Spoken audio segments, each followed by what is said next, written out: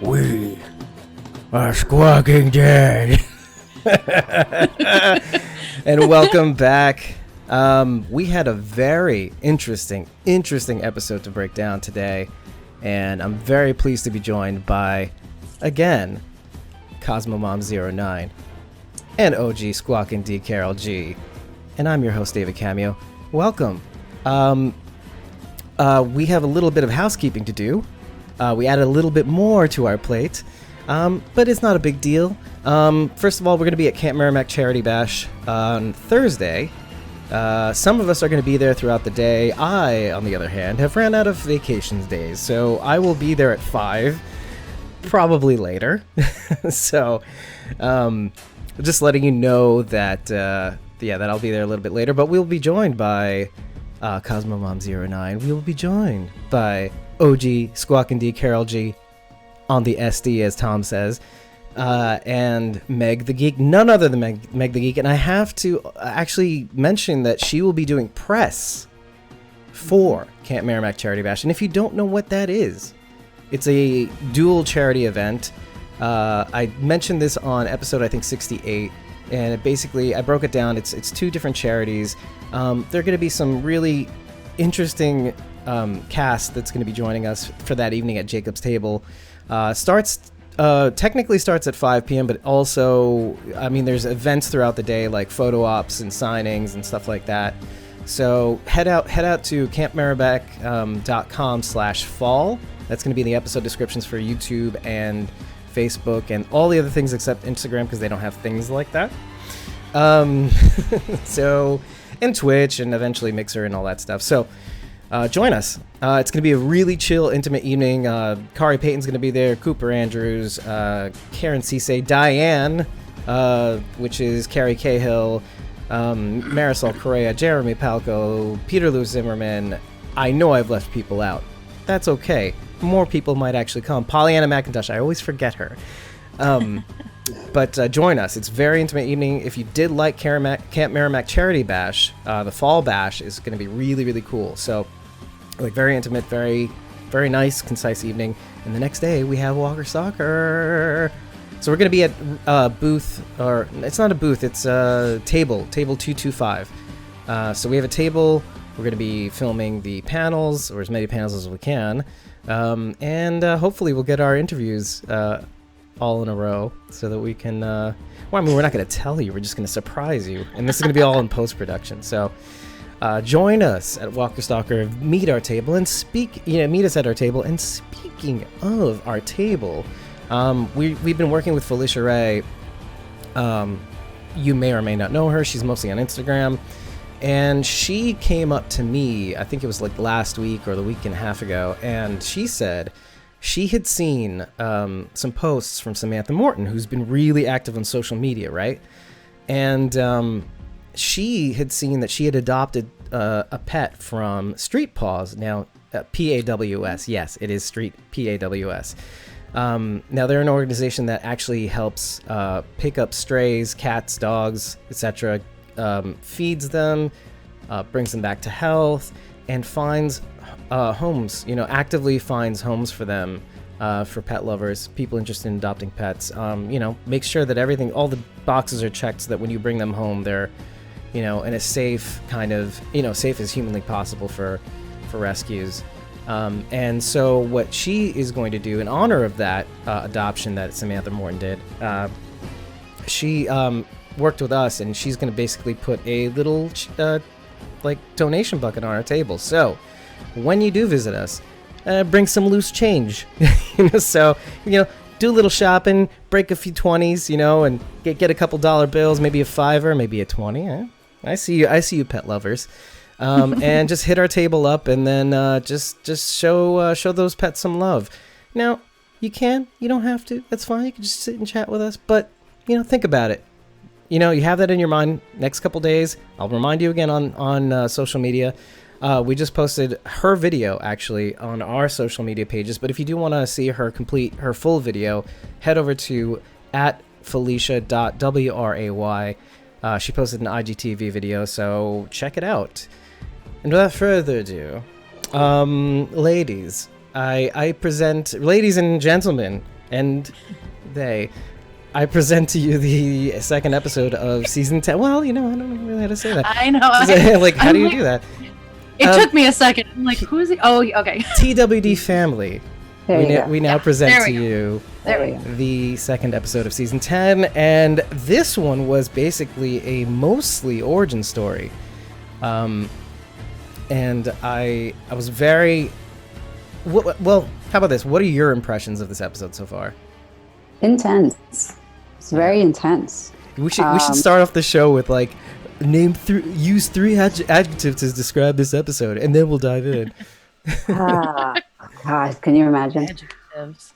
Jeez, 3. I mean, it was intense. 3. It was dark. I thought it was very dark. And oddly relatable. Oh, okay. To your life? Well, like it fleshed out Alpha a little bit more to be able to kind of understand her mindset then and now.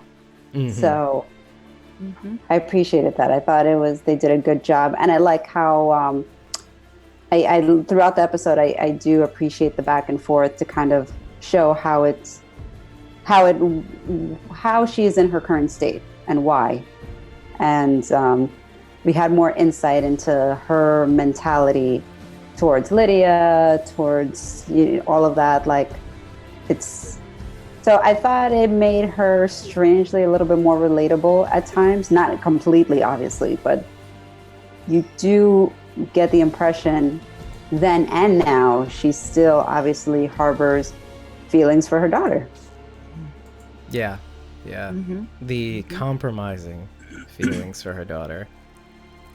Rachel, what do you got?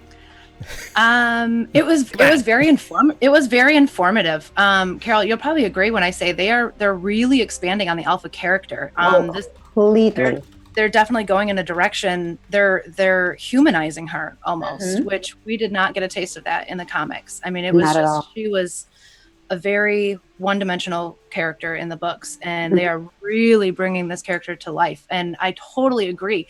There's something, I don't know if I want to say relatable, but like by getting this information, you almost feel more for her, right? Like as a human, right? And it was interesting. It was interesting to see that what we've seen of her so far, or what we've thought of her so far. After this episode, I don't feel the same about her. Bless you. No. I agree. I feel differently. Right, because you guys have both read the comics, right? Yeah. Well, I think it's pretty clear that Alpha has had feelings for Lydia all along. I mean, she's put on this mask, pun intended, to kind of hide her emotions, right? Like put up this strong wall of, this is how it has to be. I had to abandon my child, but it's really getting to her. Like it's not supposed to, but it is. It really is. Yeah. This episode is riddled with allegory, by the way. I took like a second watch to really see exactly where they were. But I will definitely get through it because I do want to go chronologically and then jump back a couple times because that's kind of how it got revealed to me. What's that? I think we almost have to go chronologically. Like it was very like this scene correlated with this flashback, and then this scene with this flashback. Like everything really tied together all along. Especially that last scene. I mean, it was almost like mirrored, but I mean, cut after cut. I mean, she's thrashing around, he's thrashing around. Like it. Yeah. It was very. I was just like the whole time. Yeah. By the way, I want to give a shout out to Tom. Tom, I will say what you said when we get to it. Don't worry. Don't worry. Okay. That's like a little like egg that just stays nestled into the show that we baby bird and like keep warm until the end of the episode. If you're on Facebook, you can see what he wrote, but I'll definitely say it. You'll have to say it. I'm not over there to see. But hi, Tom. Hey, Tom. Hey, Tom. Hey, Blazy. Hey, Judy Nails, Blazy. aka Ms. Mazel. Hey, everybody. Hey, what are you doing? Yeah, Misty Tyga's on Instagram, and yeah, I mean, we had a bunch of people at the start, but kind of abandoned ship because we didn't start on time. We had like 9 people at one point. They'll come back. Yeah, come back. They'll come back, right? Yeah, right. But once we reach the, past the first hour, and we go live again, maybe. Okay, so what was I gonna say actually? Yeah, it's kind of like you said. You really do have to go kind of chronological because the events of the past and the events of the present line up specifically to tell you something. And it really does show like Alpha in the past and Alpha in the present. Both, nothing has changed. Nothing has changed. And that's just one like telling of the tale is that, no matter what, she is always compromised, but there's always that part of her that's always trying to be this. It's like in a way, it's kind of like narcissism. You know what I mean? Like there's a part of you that sees yourself as one thing, but then once somebody shows you a mirror, you start to crack. You start to rebel against. How many times have you pointed out to somebody, "Hey, you're being an asshole"? and then they go, "But I'm not an asshole. How can that be?" And then they punch you in the face and something happens. But people will double down on what they and how they see themselves as. And that doesn't mean that they are an asshole, but as soon as something threatens that shell of what they like portray themselves as or what they see themselves as, some people, and this is what narcissism is, those people will double down. So it's not true. It's not true. It's not true. So that's a lot of what I saw in this episode, and all the different ways that happens, that manifests. So yeah, I need more soda. Let's take a moment because like we're all really freaking tired, by the way. Tom is saying how the audio is not syncing up with our faces on Facebook. Because I'm using that stupid software encoder. You know what? Face. I think I know why this is. I don't think I can change it in video, so we're just gonna have to roll with it, boys and girls and TWD family. So, but that's okay. I'll fix it. I'll fix it in post. I don't know, maybe. Anyway, in the meantime, do you want to start at the top, basically? Another part we get edited out.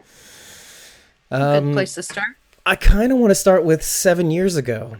The idea of 7 years ago, because we're talking about, you would think that this would be like the start of the apocalypse, but then again, like... But the thing is, it's like when we saw the start of the apocalypse, like Lydia, and when they were in that basement, Lydia was... I don't know how old she must have been in those clips, that time. And now she's definitely bigger. So, yeah, I mean, the apocalypse has been going on for a while, I guess, because, I mean, how old would you figure she was in that 7 years ago? She was what, like... I thought she looked to be about 10. Yeah, that's what I figured, like 10, which makes sense. So if like 7 years later, she's like a teenager, like 17, 18, yeah. That's kind of how I figured her age at that time. If it was 7 years ago, we know she's about 17, 18, which was, close to Henry's age. And this was 7 years ago. So yeah, I assume about 10. That's sharp. What I figured. Yeah. Which means that like the 2 years prior to that, 2 or 3 years prior to that, when the apocalypse starts, basically the origin story that we saw last season of The Walking Dead.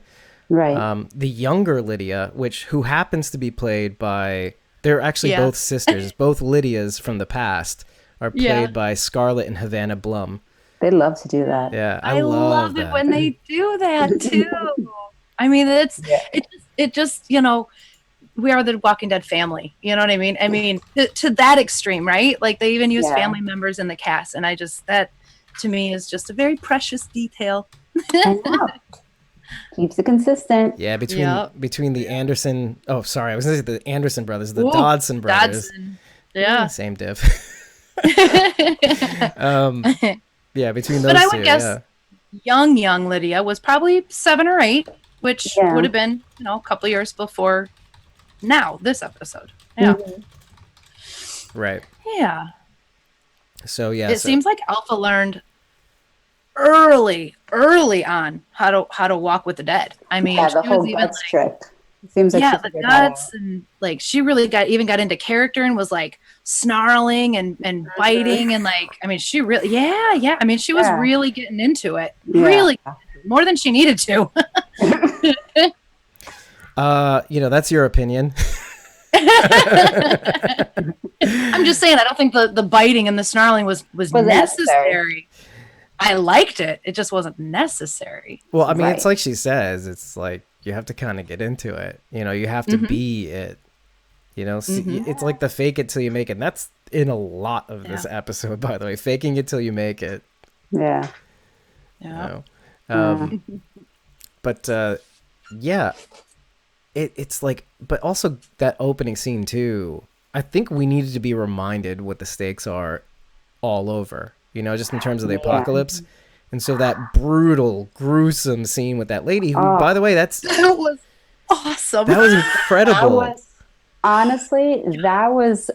that happened, it reminded me of like, wow, I don't think that we've seen this in a long time. You know what I mean? Like, because I feel like so much of the conflict has been like between person to person that we haven't seen like the kind of carnage that was going on like at the start, because now everyone who's around is so much more martial that they're not necessarily like, they're not going out like that, necessarily as much as it was like years ago when the apocalypse first happened. And like, that was still a real threat. I was like, oh God, I forgot about this. Ooh. I mean, it's still a real threat. That's the thing. Oh yeah. It's funny you say that though, Carol, because you're absolutely right. We haven't seen those kind of attacks in a long time. And if you think about it, this was 7 years ago. We were seeing those kind of attacks on the show 7 years ago. Yeah. So that again, like true to detail, that is what was happening at that time. Now, like you said, people are a little bit smarter. They know how to deal with the dead better. But that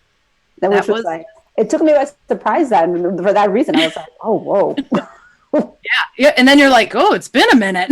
Yeah, exactly. I was like, oh, I haven't seen this in a long time. Yeah. Just think about it. Like 7/8 years ago, Carla was bit.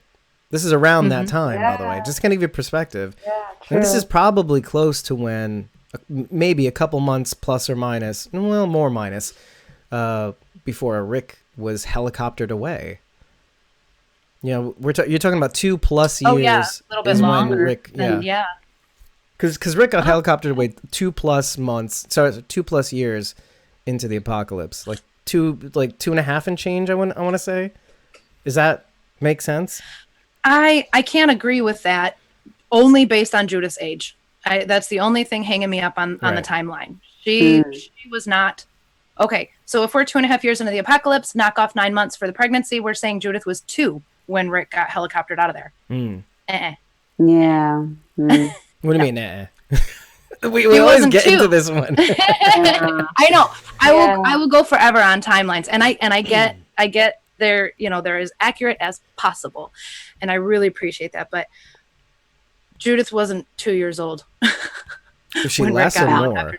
She was more. She was at least 5. She was at least 5 when he got helicoptered out. Oh, I don't know. Yeah. I don't think so. Had to have been. Had to have been, because we're now 6 years from that point, and she's what? She's 11? Yeah, I mean, and you gotta think about it too. Like, remember when like the Saviors still had control over things, or still had them under their thumb, and Negan came to Alexandria and like went into the room and was like, oh, look at this little angel and whatever. Like, she was like at that point.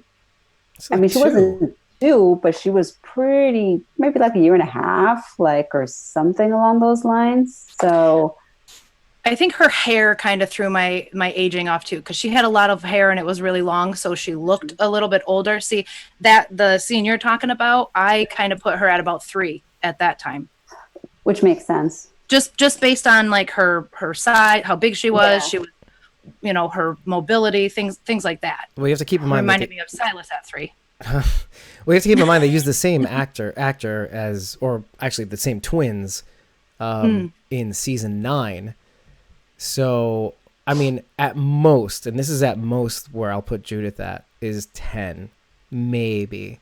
Right now. Day. Yeah. And I would probably aim more for like 9.5, 9 even, because I think she was she had to have been just about almost 3 by the time Rick Grimes helicoptered away. Do you know what I mean? Because like, you know, they would have used another actor if it was like 5. Because remember, she was like still not crawling around, but she was kind of still behind the scenes calling Andrew Lincoln Stinky and all that stuff. So she's still kind of like 3-ish. You know what I mean? That's why I say tops 10. You know what I mean? Yeah. Present day, I could see her being like 10 or so. Yeah, I mean, Judith is 10 now on the show. I wonder how old Kaylee Fleming is actually. She's 12. Kaylee's boy. 12. I would probably put her at 10. Let's split the difference and call it 10. But even then, what was that? 6 years ago, she would have been 4 when Rick took off. I'm thinking it's 7 now because there's another time jump. We went from winter to actually what some people say summer. And Judith was born. Yeah. It's like half a year, because then Rosita wasn't as pregnant in the winter. Right. And by the time the baby's out, yeah. And they've had how many days of baby time? Was it 42 days, I think? Something like that was on the charts. 42 days old? Yeah, something like that. Oh, I don't think I saw that, but that would be a good indication of time. Yeah, there's like a stretch of time, like at least a month. Okay. So, yeah, you got 9 months plus another month, so 10 months, 11. So, yeah, so almost, makes sense. Yeah.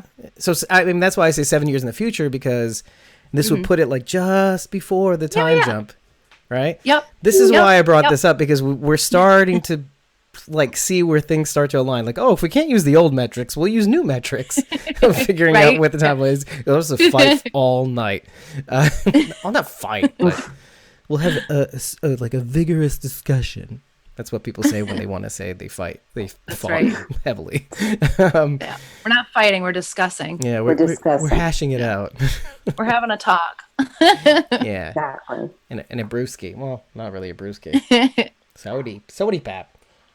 But the reason I wanted to bring that up, because it's just interesting to see how things line up. I mean, I would still say, you know, like walkers are still a threat, obviously. And however martial you are, in skill set, I still think that they're always going to be an obstacle, right? You know? Yeah. So, but it's just interesting to see that woman, how she crashed, you know, how that all happened. That's 2 years in, you know, 2 years plus. Almost 3 in. So, you know, it's just interesting to see how that stuff can still happen. But, so anybody catch the name of the institution where they find Beta? The name? Yeah. I watched it twice. I didn't see a sign. Second Lives. Oh, no, I did. I didn't see the sign, but I watched Talking Dead, and that was one of the questions. So I did know. Yeah. Lives. That's what it was called. I think I missed this week's Talking Dead. I'm ashamed of myself. We did watch it when it was on. Yeah. Yeah. I didn't see it at the time, but that was one of the questions. So yeah, I remember it, but. Oh, okay. But it's kind of interesting because it's I think it's kind of like a mental asylum / rehab clinic. Yeah. Oh yeah. I mean, I'm piecing a lot of this not only from watching it, but from like articles, like all these different articles on like, cause they're dropping some serious breadcrumbs this week, by the way, on Beta's backstory in like interviews and stuff like that. I feel like maybe like Ryan Hurst may have dropped a little too much. He definitely did. And if you missed Talking Dead, he dropped a big nugget. Actually, him and Hardwick. Yeah. Was it the whole the connection to other shows bit? Yes. Because he did that in an interview too. Oh, okay. With I can't remember with whom, but yeah. But yeah, either way, it's just kind of. What do you think about that? Because I'm a little bothered by that, in a way.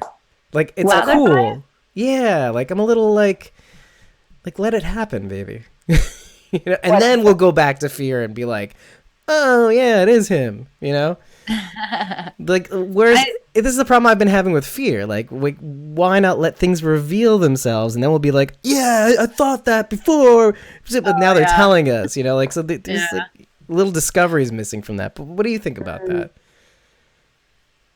Well, Carol and I know from the comics that Beta is a celebrity of sorts. He has a very recognizable face. Right. So I expected that character to be somebody well-known. And Meg and I had a small conversation earlier, and she reminded me that Tyrese was actually an NFL player. Like Tyrese was also well-known in the before. Yeah, I was going to ask you guys about that because I saw that conversation. Yeah. Yeah. And in the books, Beta is actually an NBA player, famous NBA player. Since there's Tyrese, did he announce that in this show too? I'm not sure. I remember having the information, but I don't remember how I came to get it. Besides Meg telling me earlier today. Oh, okay. But I don't think they'll have two athletic stars. I think I think these little breadcrumbs we're getting is leading exactly where we think it's going to lead. Well, part of those breadcrumbs is saying definitely not an athlete, and they're saying it's definitely definitely musician related. Well, and they're saying it's definitely related to fear, and that bothered me. Like it was like, give me one, you know? I don't know. Yeah, and we did hear him singing a little bit, humming this episode. Yeah. That was another little clue. When I heard him humming, I immediately thought of the vinyl conversation we had, and I was like, oh my gosh, there it is. This is the beginning of it. I just can't believe it. I'm very surprised. Yeah. I'm very surprised at this. I'm pleasantly surprised, but I just don't like that. Like, they're practically saying, oh, that's the thing. He's a jazz musician or blues musician. That's the thing. He had a country hat on though. Maybe he's a country singer. Yeah, he had a hat if on. If he is, fine, but either or. Yeah. You know? Did you guys catch what song it was they were humming? I was trying to figure that out. What song was that? Walkin' After Midnight by Patsy Cline. Okay. Oh, how appropriate. I don't, maybe I do know that song, but so why don't you sing it for us? You have a good voice. No. I did. I caught it when Samantha Morton was humming it, because she did the very telltale lyrics, notes. And then during Walking Dead, they actually made even more mention about it. Talking Dead or Talking Dead. What did I say? Walking Dead. But yeah. Oh yeah. During Talking Dead, they confirmed it. Yeah, they confirmed that was in fact the song, and then they shared a few of the lines, and a couple of the lines say, "Night winds whisper to me, I'm lonesome as can be. I'd go out walking after midnight." So it's very like whisper-esque, and talking about how they're alone and looking for somebody to walk with them in the darkness. I mean, or at least he is spot on. Yeah. Especially when you see all the scribblings. Like, I jotted down whatever I could, but yeah, I am the end of the world. And also, like, I'm throwing it a little bit back to fear in a way, because it's kind of like what they did with what was the song again?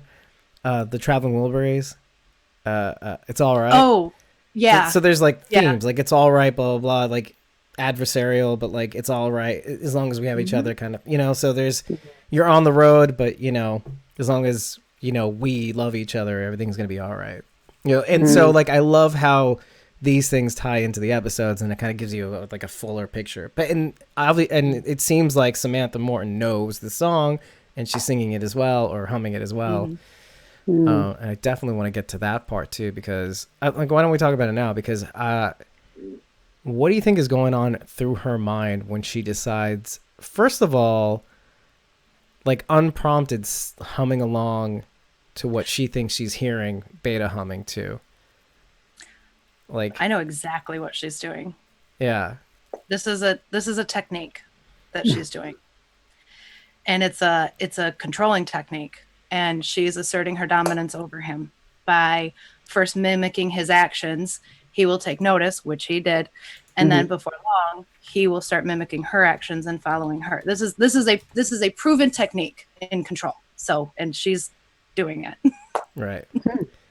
Like, so what is that part though? Is it kind of like, I could do this better than you, or something like that, or like I could do whatever I want?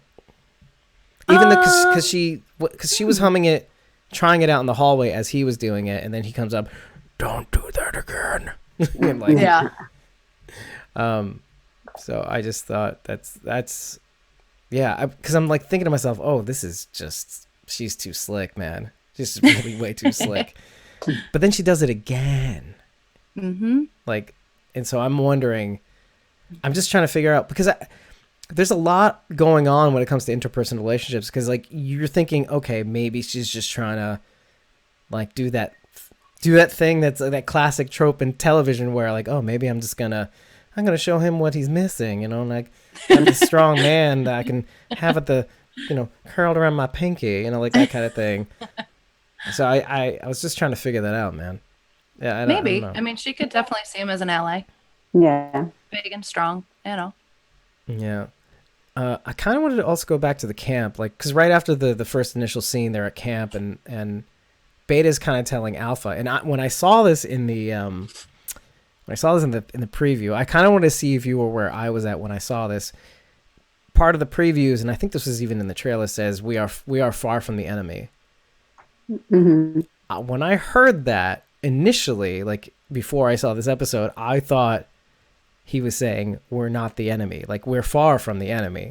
Oh, You're like, okay. you know what I mean? No, You didn't think that either, I did didn't you? think about it like No. that. I thought he meant location. Yeah, I don't know why I assumed the former. I was trying to think to myself, oh, this is interesting, because I think it's like a little interesting to me, like, oh, maybe because if you think about how Alpha came about, and this is actually going to be important later on when we start discovering things, but I thought it was a little bit more interesting that Beta thinks that, you know, like there is no there is no conflict. You entered on our land, there is no conflict. You know, you took our daughter, there is no conflict, etc.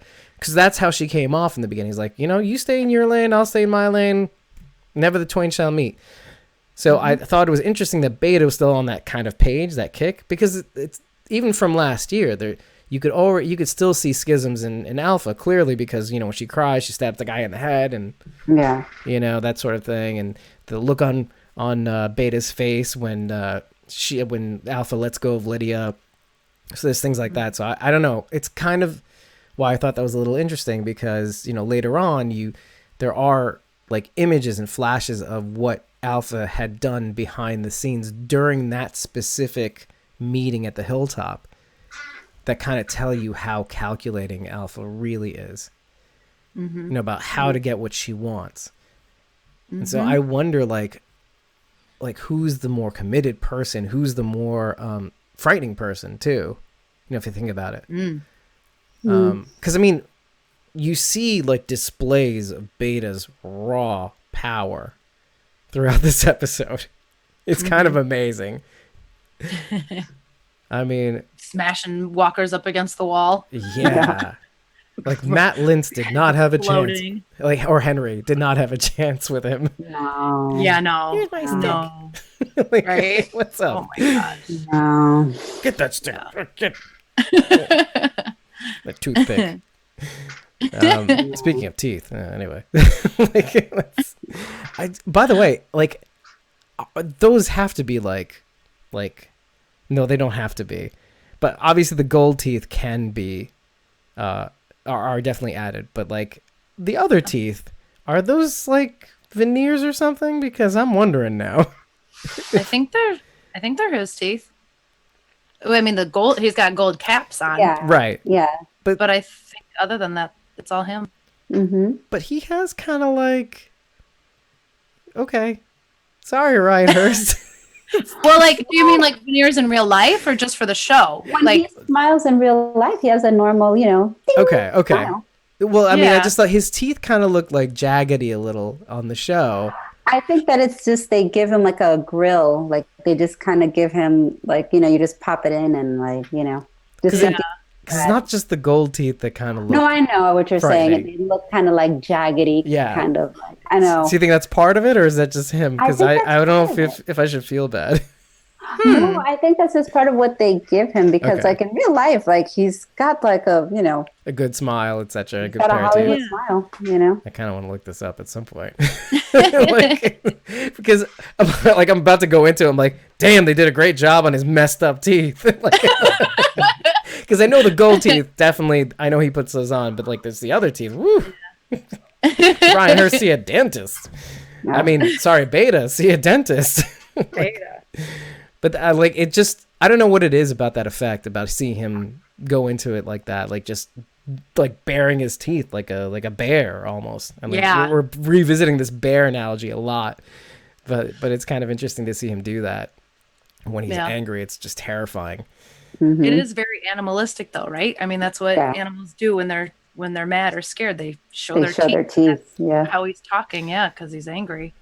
But isn't that the weird irony too? Because like, because there's a lot of ironic things about the Whisperers, but one of them is it's like animals don't give a fuck. They don't. Yeah. No. Like they know when to be quiet, when they're hunting prey, etc., etc. But like they're quiet all the time. So there's like a weird like, okay, you're pack animals, but are you? Yeah.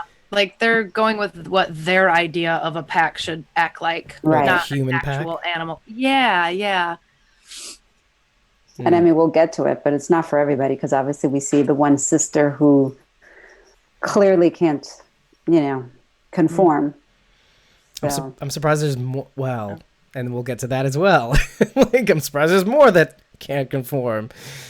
But yeah, anyway. But the let's talk about the sister thing too, because I let's set up the whole idea because Alpha kind of brings up. We need to replenish our guardians, have them wander the fields and, we need to prepare, first of all, we need to come back, because they said that, like I said before, we're away from the enemy. We're far away from the enemy. Mm-hmm. And there's that concern that like, let me bring this up now because it's going to be important later. We're far from the enemy. We want to make sure that they know that we're still here. We don't want them to slip. And like, she's like, she doesn't want them to become complacent and get comfortable. Yeah, basically. Or he doesn't but she's kind of confident. She's saying like, what we did to them, they'll fall in line. They won't cross that border. Mm-hmm. Yeah. Like we shouldn't have to worry about them, but okay. Like we'll go back.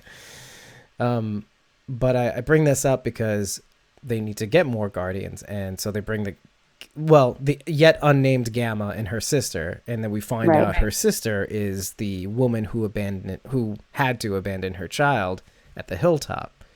Mm-hmm. We find this whole episode reeked of like, this is why I'm saying it was dark, because there's a whole lot of like triggering mother, daughters, children kind of trauma going on here. Well, let's talk about that because I really like the fact that I have two mothers, zombie mommies, two of the three, right?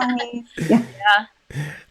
Because I kind of I want to get your take on what I'm, for lack of a better word, because I wanted to say like separation anxiety or well, it's less that than it is almost like a postpartum or something like that. But for lack of a better word, I'm saying PTSD, like the trauma of having to do that, something very unnatural for somebody so young. First of all, she's very young. Yeah, you see when she takes off her mask, like, I mean, they're both young, both sisters, obviously, and you get that impression. I mean, to me, like, that was one of the things, that's one of the reasons why I say this episode was relatable, because it's like, for me, it's hard for me not to kind of empathize or put myself in that situation. Like from the beginning when like Alpha's running around with Lydia and Lydia's freaking out and she's like, hurry mom, like I would, like that gives me anxiety because I think of my own kid, doing the same thing or whatever, and your natural instinct is to just kind of,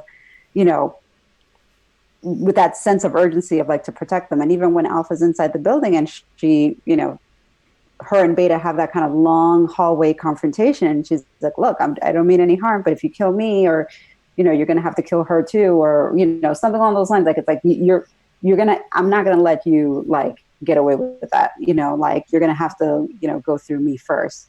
And, so it's kind of interesting the way this was done. And I mean, we'll get to it, like her moment with like one of the sisters in the little, which is funny because I didn't think of it that way, but it was like Eddie who kind of mentioned like, oh yeah, it's like a nest. I was like, oh, ooh, yes, it was a nest. Because I do want to get into that when that comes, but I like that you brought that up. Like I almost didn't latch onto that idea of like that. What it took.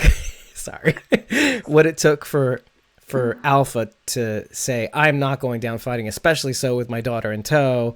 Right. But I didn't connect that initially. And when you brought that up, it was like, oh, okay. I see there's more parallels than I thought there were. Yeah. Yeah. But Rachel. It's all weaved throughout to me. But Rachel, what did you feel like anything specific when, I mean, just from like that onset of like, the sun feels like it's burning my skin, like, which, wow. Yeah. It's pretty powerful. Zany, weird, creepy. Powerful. Yeah, that line kind of confused me because she said that, right? Like, can you feel the sun? It's like burning our skin. But she said it almost happy, like it was a good feel. Like, I could probably explain that one, but it was a little confusing to me because she was obviously upset about something, but said it with such a happy tone to her voice. So I didn't understand that specifically, but yeah. Other sister Thora, later Gamma. I don't know what we call her before Gamma, but pre-Gamma. Pre-Gamma. There we go. Pre-Gamma. She is clearly more what do they call it? Committed than her sister is. Yeah. But I don't know if it's necessarily a commitment to Alpha and Beta or if it's a commitment to staying alive. Right. Yeah. There is something to what you're saying, by the way. I will say that. I feel like pre-Gamma knows how to play the game, and she's gonna stay alive by playing the game. Yeah. I think there's a lot of that going to what she does. Oh yeah.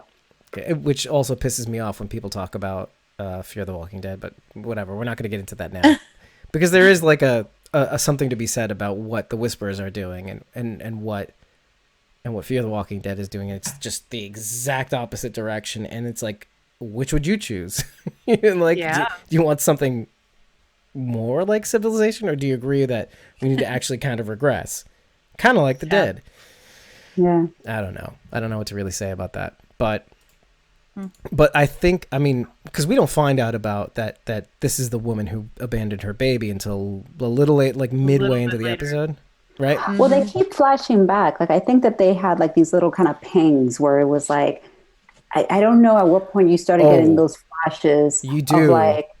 And then you realize, she was the one with the baby, because it's like she's sort of like, she gets into this sort of like daze, and like then they have like the kind of flashbacks, and you kind of realize, that's what it's about. Well, yeah, you hear that. I mean, you kind of know just from the baby, like her hearing the baby in her head initially, and so you could figure that one out pretty quickly, like who was the only one that had a baby.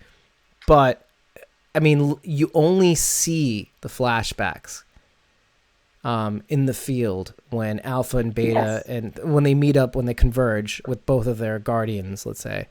And so, but that's important for a specific reason, and I'll get into it. But I want to go back to the whole burning the skin thing, because, knowing what you know now, and obviously we're rewatching the show for notes, when you revisit that line, you kind of get the impression that this lady is looking for some sort of divine intervention, because like, and I say use those words specifically because there's a little bit of like cultish religiosity in some of these scenes, but I think she was also kind of like suicidal too. Like, no, but that's what I mean. Oh yeah. Yeah, like a divine judgment kind of thing. Like, somebody's and like punishing me for what I did.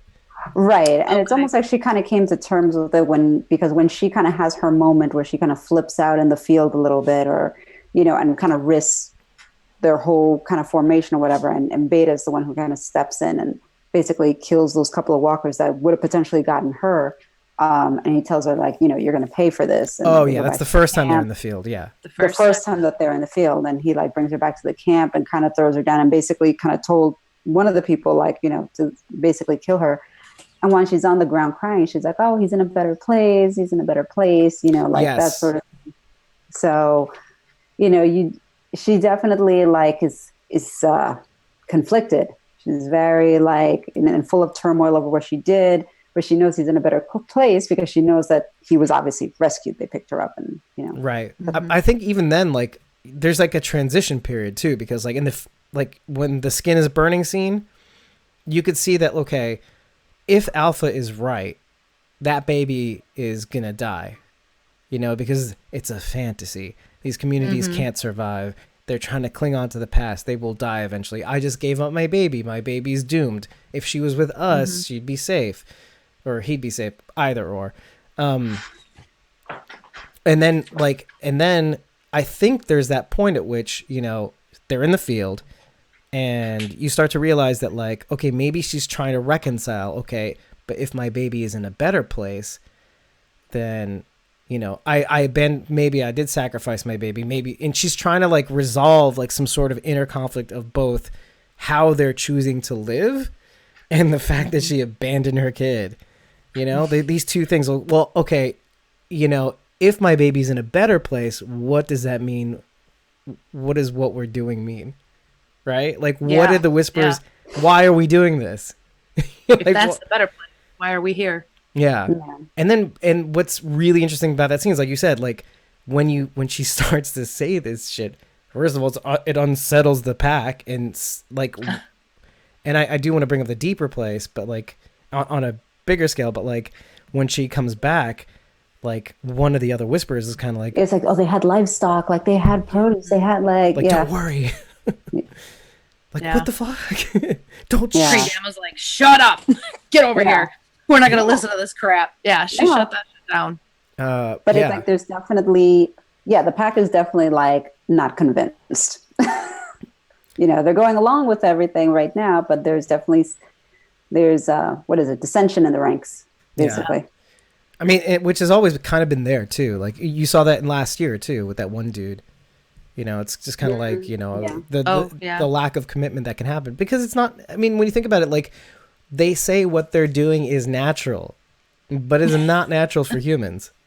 No. And it goes back to kind of what Luke says about civilization and society and how we beat the Neanderthals, and it was community, and culture and art and just trying to civilize, right? But I was going to say, I think it goes into a deeper point, like, because I kind of actually want to focus on when Gamma took her sister away, because she could have done obviously she can't do anything without Alpha's permission. Even Beta can't do anything without Alpha's permission, by the way. It's always on her, which kind of reminds me of Negan, by the way. If you remember our analysis from season 8, like top down. There are parallels. Yeah.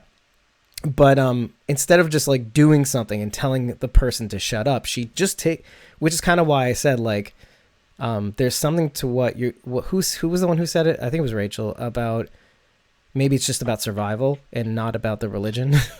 Because she just takes her sister away. Like, there is that element of like, I don't want you to be associated with that person saying right now, I'm taking you away from the situation, so that when Beta hears it, he's like, oh, they went away from that. And they'll get the whole cravat thing and the heads on, somewhere else, not on their body. So like, there's little things that kind of like, because I'm trying to get a hint of like any personality from Thora Birch. Well, from Gamma, and it's like you're trying to figure this shit out. I think right now she's in self-preservation mode. I don't think that she necessarily I don't think that she believes the hype so far. I don't know. And I don't think Beta like completely believes her either. He still kind of gives her the side eye and the once over. I don't think that he's fully convinced. I think that she knows how to play the game. I think that she wants to survive. And, it's interesting because, in the comics, Rachael knows there is no Gamma. So this is like it's like the Daryl of the Whisperers. Yeah, it is. She is. What? She's like the Daryl of the Whisperers. Yeah, but the thing is that it makes me wonder, like, what pivotal role is she going to play in the eventual demise of this whole thing? Because we know it's going to happen. I just wonder, like, is she going to play a big role in that? Because I don't think that she necessarily believes in the whole, whisperer kind of like cult, mindset. I think that she's just trying to play the long game, and look out for like her. I'm thinking the exact opposite. I totally agree. I'm actually the opposite. I totally agree. Yeah. I am totally the opposite. I'm with you, Carol, though. I think this whole Gamma business, I mean, giving her a name has to mean something, right? Like she's going to, she's going to do something important. Like they gave her a name for a reason. As long as she doesn't kill Beta or Alpha, she can do whatever she wants. Because those two are already reserved. A and B already taken. That's right. Find another username. Yeah. I could almost see Gamma joining our group. I mean, I know I keep saying that. I know I keep saying Beta, that, right? But did you say no Alpha? Gamma? Oh, Gamma. No, Gamma. Oh, Gamma. I could see that. I mean, I can see why you guys are saying that, because you guys are on this page of like, Gamma's not drinking the Kool-Aid. Yeah. Yeah. I don't think so. I'm the exact opposite. You think she's drinking the Kool-Aid hard? No, I think she knows what she needs to do to stay alive. I think so too. I think it's part of it, sure. Because even like when Beta comes back, like, I mean, this is skipping ahead, but like towards the end where Beta like goes to Gamma after her like ceremony, I feel like it's like the next day, and he's like, oh, where's like Alpha? And like the way she looked at him reminded me of like when some coworker comes to you and they're like, oh, where's like boss so and so, whoever, and they're like, I don't know, I think she went over there. Like like she just kind of like. To pile on that, she's the employee who just got a promotion and thinks she can strut around in her big girl pants now. Like, you've been gone for hours. Where have you been? Right. Like the whole thing reads like you could play like the Office music or something. Like, it was just, it totally gave me that vibe. And she's just sort of like, that little conversation that her and Beta had also kind of, I feel like, drives our point more, Carol, that she's not quite in it, because what is she says, are you angry with me? And what does he say? I feel nothing for you. And she's like, oh, I am also empty. Awkward. I'll give you a point on that one. Yeah. That moment was hysterical. She's like, yes, I am also empty as Alpha leaves. Right. Okay. It was very awkward. I'll give you that one. But I will say, like, I want Gamma to be comic relief. How about that? I don't know why I see I mean, I guess we'll see, but like, I don't know why I see this going a completely different direction. Only because like the conversation between her and Alpha is like key to trying to figure this out, because like Alpha said, are you do you regret what you did? And there's a deeper point to all this, but like, I want to go on the surface stuff, but like, did you regret what you did? There is this weird, interesting eye twitch that Thora Birch is doing. If you have like a HD screen or you maximize your PC or whatever it is, you see Thora Birch's like brow, like twitching, like a lot. Furrowing. Like, yes. Like, well, no, like literally like jumping up and down. It's fascinating. And it's so great to have her on the show. I'll just say that much. But just to see that kind of thing going on. Did you take it as genuine? Yes. You did? Okay. Like that one part of her. That's the thing. I saw that as genuine only in as much as to say there is always going to be some part of her, no matter how much she's trying to do this just to survive, that recognizes, oh shit, I just killed my sister for these clowns. Yeah. But the reason why I say the part of me that thinks that she knows what she needs to do to survive, fine, and I'm totally with you on that. But B, that I think she is actually trading one family for another, is the way she kind of talks to Alpha afterwards. She's trying to be nothing. She's trying to be what Alpha herself even cannot be. That's what really gets me. Like, I'm worried. I'm not worried. I'm just saying because I bring this up in a question. Like, when you look through all these interactions between Alpha, just Alpha and Gamma. Okay, let me get Instagram back. Fuck. All right. Take 5, people. Take 5. Oh my gosh, my notes are all over the place because the kept jumping back and forth. Yeah, me too. Ugh. 4 pages this time. More? Is that more or less? More than last episode. Oh, there's a lot to chew on this one. Yeah. Oh. I mean, there is and there isn't. That's what really concerned me. Like, 'cause it's a great story when it reveals itself. Okay, I'm about to go in. Let's do it. Oh, that goes this way. Let me get some info. And okay, we're active. Okay, good. So so I kind of wanted to go into this because just in the interactions between Alpha and Gamma, there is this interesting situation because we know what happens both in the past and the present with Alpha. We don't know too much about Gamma. That's fine. Let's put that aside. But we do know that she is willing to sacrifice her sister wholeheartedly. Yeah. The amount of times that Alpha has had, the amount of chances that Alpha has had to throw her daughter into the wolves, she doesn't do it. Come hell or high water, this guy, the dead, you see all the different instances in which she, like both in season 9 and in this one episode, of how many times she could have thrown Lydia to the wolves, even though she says she was dead to me from the time she was born. She says that, but she doesn't generally believe that. And we see like her torment, like when she's like talking to Beta, like she's literally like, if she had hair, she'd be pulling her hair out because she's just really kind of tormented, where she knows logically that the way she went down, the way she kind of came down on that other whisper about how like, the baby wasn't going to survive or whatever. Like, I mean, you could say the same thing about Lydia, but like, when she has that kind of argument with Beta and he kind of confronts her about like, oh, you told me like she was dead or whatever. And she gets really defensive and she's like, I couldn't, that's my daughter. That's my baby. I couldn't like, just kill her, like, and she has like her bunny. I was like, oh my gosh, you know? Yeah. But that's like the narcissism. Like, it's just her confronting who she thinks she is with who she really is, you know? But then going back to Gamma actually does it. But that's her sister, though. That's her sister. That's It's different like, than a daughter. Hold up. You have a brother and a it's- sister. You would never do that. No. If my brother was on one side and my son was on the other, my brother's getting eaten. Exactly. I'm not even thinking 100%. twice about it. Nope. Yep. Sorry. Won't even think about it. It's And different. actually, my brother would jump in front of the walkers for his nephew. So Right. Yeah, but he didn't. You wouldn't have given him the option. He'd be like, But it's no. not- I would. She literally, no, you have to understand, Gamma literally threw her sister onto the walkers. Mm-hmm. When you look at that scene, like, she could have taken her sister, pulled them apart, like pulled them both out of the harm's way. But the I thing- think she saw her sister as a liability. Her sister was Yeah. going to eventually get her killed. But I don't her And think sister she was couldn't gonna have be, that.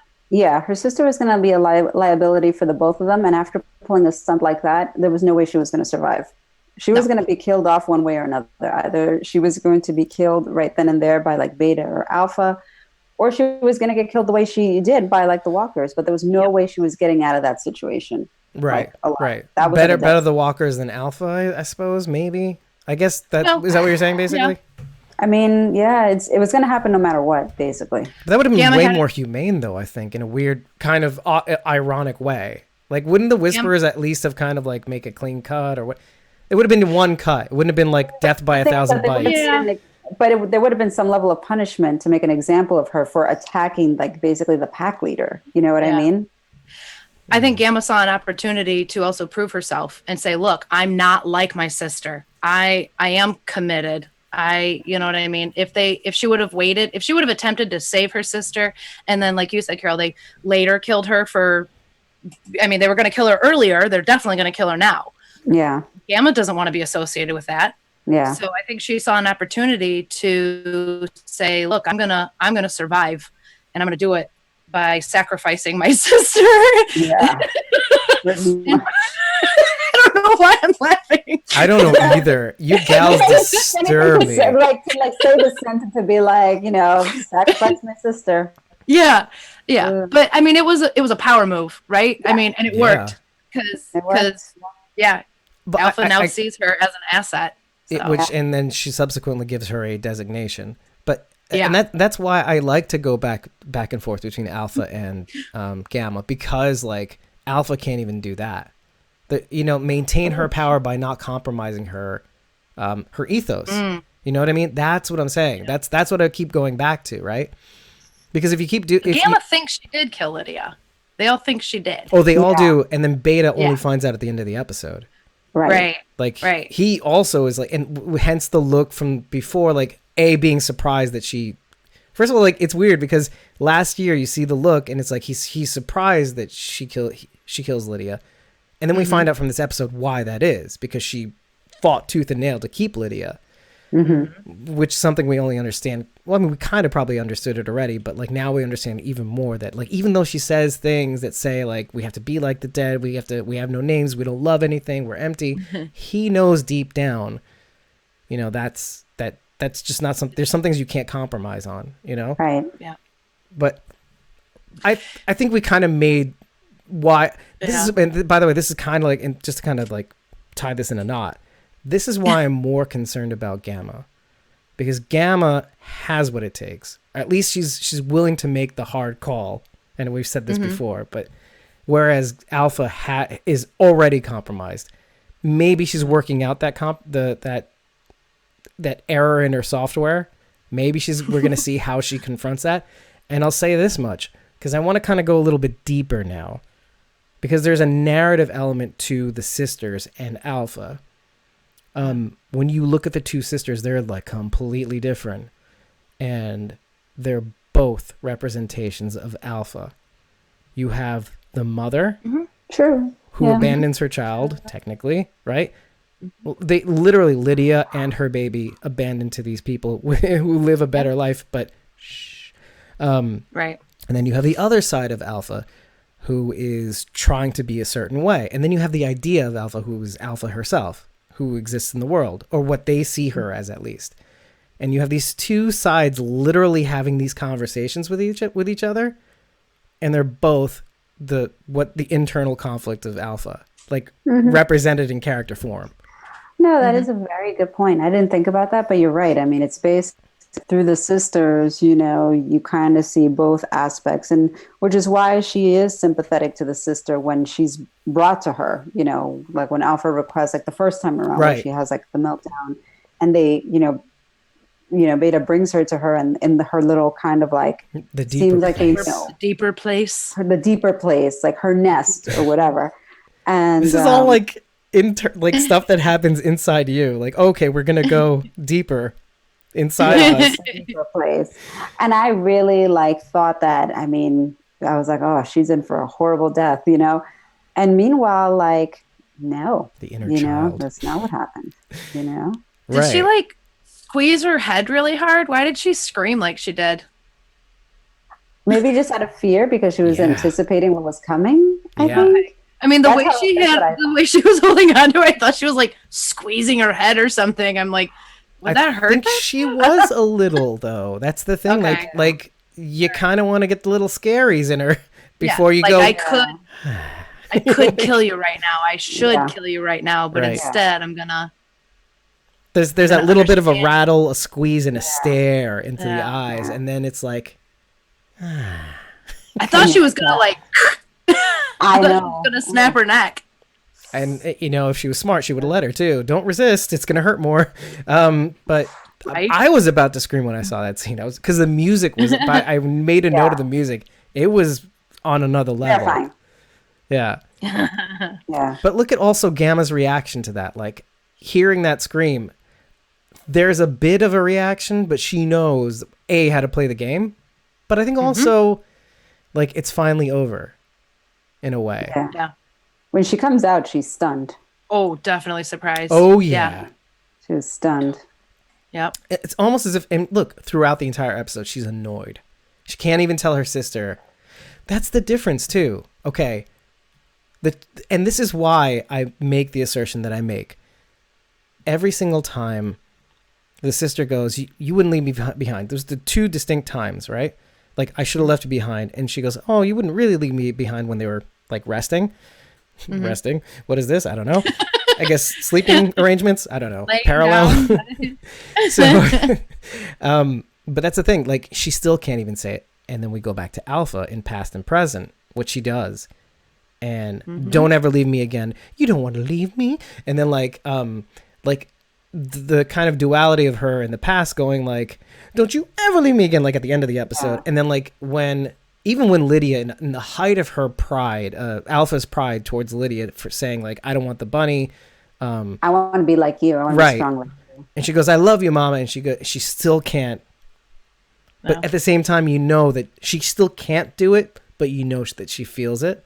Obviously, because she's so proud and she sees love and it's like, I want you to be like me. That's great. But then she has to roll it back. She also tells Lydia, you know, when she says, I want to be like you. And she said, I've waited so long for you to hear that or to say that. But right. Can't help yourself. If you're not like me, I'm going to leave you behind. Right. But we know that that's not true. We've seen that. Right. You know, I mean, that's the she difference. did leave her behind. Yeah. Yeah. She did do what she said she would do. Sure. But if you remember the scene just before she goes away, 'cause when Lydia spots her at the fair, right? There's that scene where it seems like, come on, we got to go. And like she does not want to abandon her. She does not want to leave it, even though she said see ya. She doesn't want to, but she does. No, but she should have cut her off if that was the case. I'm gonna leave you behind, never to come back again. Right? First of all, to prove it to her pack. If she did bring her back, what would that look like? Right? Yeah. Well, what's going to happen when they show up and Lydia's there waiting at the front lines? Ooh, doggy. I think she's thinking about that too. Like maybe she's not thinking. She seemed pretty gung ho to get back. Especially, you know, when Beta told her about the fire at the border, and she's like, "We gotta go back. If they cross, we're gonna punish them." Like, hello, your daughter's with them. What do you think's gonna happen when you show up? Of course, she's gonna be there. You bring up a very excellent point. And this has to play into what happens, and especially with the nunchuck bow staff thing. Yeah, right. I'm gonna leave it there. I don't know. That thing's awesome. I kind of want to see that in action before I'm judging it, but I kind of want to see it in action because that looks goofy. But yeah, I do want to see that how that's wielded. But yeah. Anyway, but that is, I digress. Like, that is a key point because if they do go into battle, which it seems like from the sneak peeks they will be. Or something, or they just take the horde. And I think maybe that is the strategy. Maybe the fact that they aren't going to use their own people to do this is the strategy. Yeah, they weaponize their horde. That's their weapon. Right. Or if they do use their people, a limited amount that they know will, be, slaughtered. The pawns. Yeah. So. Yeah. But there's that, and I'm just thinking out loud. I'm not even looking at my notes anymore because there's just no point with it. But I will say one thing, because I did just see it now. Like, I kind of want to roll it back to Beta for a second because I do want to talk about Beta more because I like that we hashed out all this Alpha stuff because, and again, that's why I'm a little bit more scared of Gamma. But going back to Beta, the one thing that I thought was really cool from this episode, aside from like all the other cool stuff about Beta and what this means, who he is, blah, blah, blah, for real. That one scene in the parking garage where he goes, the Chewbacca growl. Yeah, like, well, more like a, what did that sound like? Like, it's like, do you remember Harry Potter, the Dementors? No. Like, I'm not a Potterhead. Or like even like Stranger Things, like the Demigorgons, it's like, the whale. Yeah, that kind of sound. And I just thought that it is something that we have not seen before, by the way. It's primal. Yeah.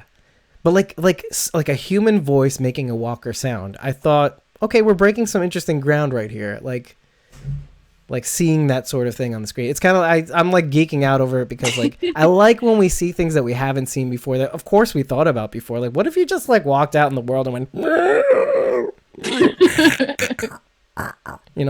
like Alpha does in the beginning, in the beginning. Yeah. Can you survive? So. But I thought it was cool. It was almost like calling them to him, and then naturally putting his hand against the fence, and then flipping up the switch. I thought that was a cool, kind of subtle move. Like he moves like the dead. He's like, what if the dead did this? Okay, we can open up the gate, you know? Yeah. So, anywho, I just thought that was cool. But let's talk about Beta some more, because I want to talk about something very specific, because it's like a thorn in my mind, and I'm trying to, and not that it's a big deal or anything, but I when I first watched the episode, I'm like, oh, Beta's gay. Beta? No, it was his best friend. I know that they said that, but it's bothering me because I actually thought it was a brother at first. Yeah. And then they confirmed best friend. So I was like, okay. Yeah, friend, I mean, again, like the big breadcrumbs in the articles, it's best friend. Yeah. Yeah, I thought it was like some sort of relation for a moment. I actually thought he was gay. I thought that kind of made sense, because Alpha and Beta don't have this romantic relationship. And No, I disagree. Oh, really? I don't think so. Do you think? Oh, that's interesting. I love how we're talking about this. You know what? I understand what you're saying. There are moments, like at the end when they go through their little pact and they like intertwine their hands and all that. But somehow... You're right. But you say pact because you're already kind of like, I don't see it, right? I just... the thing with Beta is that, like, and we kind of like, we're talking about it a little bit, Rach, on the, like, when we were having a little discussion on Facebook about it, it's just that I just don't know if, because we see that he was in like a mental institution. So like, I wonder, like, is he somebody who has like some sort of like mental disability, and he's sort of like a kind of savant sort of kind of person? And Alpha kind of like, even when she took off, like lifted his mask, his ski mask, and looked at him, it was like with like a tender expression, like somebody who's like a big, gentle giant in a way, you know? Like, I don't know. Yes. Like, no, I agree. Yeah. I'm laughing because it's the way, like, oh, yeah, that's true. Yeah. Okay. So it's like, I don't know. Not sure. Yeah. Jury's out. Yeah. And the only reason why, like, now we're not, because I was certain that there was just there was nothing between them in that sense, because I mean, yes, it's primal. Like they talk about being primal, being pack animals or animals, and just being natural and being like one with the dead, which again, like, you don't feel anything, you don't love anything. I mean, you could have sex and that seems to be okay because we have a baby, which they abandoned, which animals do. Whatever, like they have a sacrifice, or they eat it, whatever.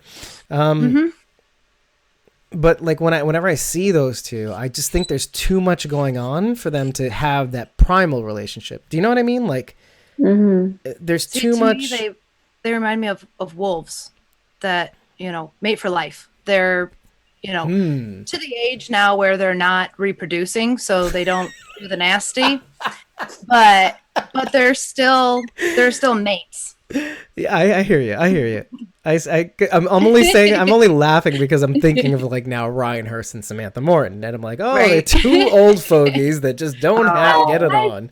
They're not old, but I'm just saying they're to the The age where they're not past bringing a ones. newborn into the world. You know, Yeah. they would have had kids Lydia's age. You know, and I just I see them as you know, mates. Not, I don't even know if I would say, well, I mean, a little bit romantic, but mostly like hierarchy, you know. We're at the top. We're your alpha and beta. We're at the top. We're the head couple.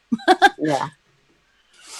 Right. I think that there's something to be said about that relationship. And maybe it's not romantic, but when you have that sort of bond, when you have that sort of like companionship, partnership, because I mean, for all intents and purposes, that's Alpha's companion. I mean, he knows her best, you know, more than anybody else, really. And she knows him best. Yeah. Right. Which is kind of why I'm kind of like, and that's intimacy. Yeah. That's their intimacy. And that's kind of like why I'm saying they wouldn't knock boots or whatever, only because to be that way, you have to love someone, and they don't feel anything. No. And if you mate, you know, do you know what I mean? Like, I guess it could be about sex. but I do know what you mean. But no, having the goods on each other, it kind of mingles the thing, and I don't know. Yeah.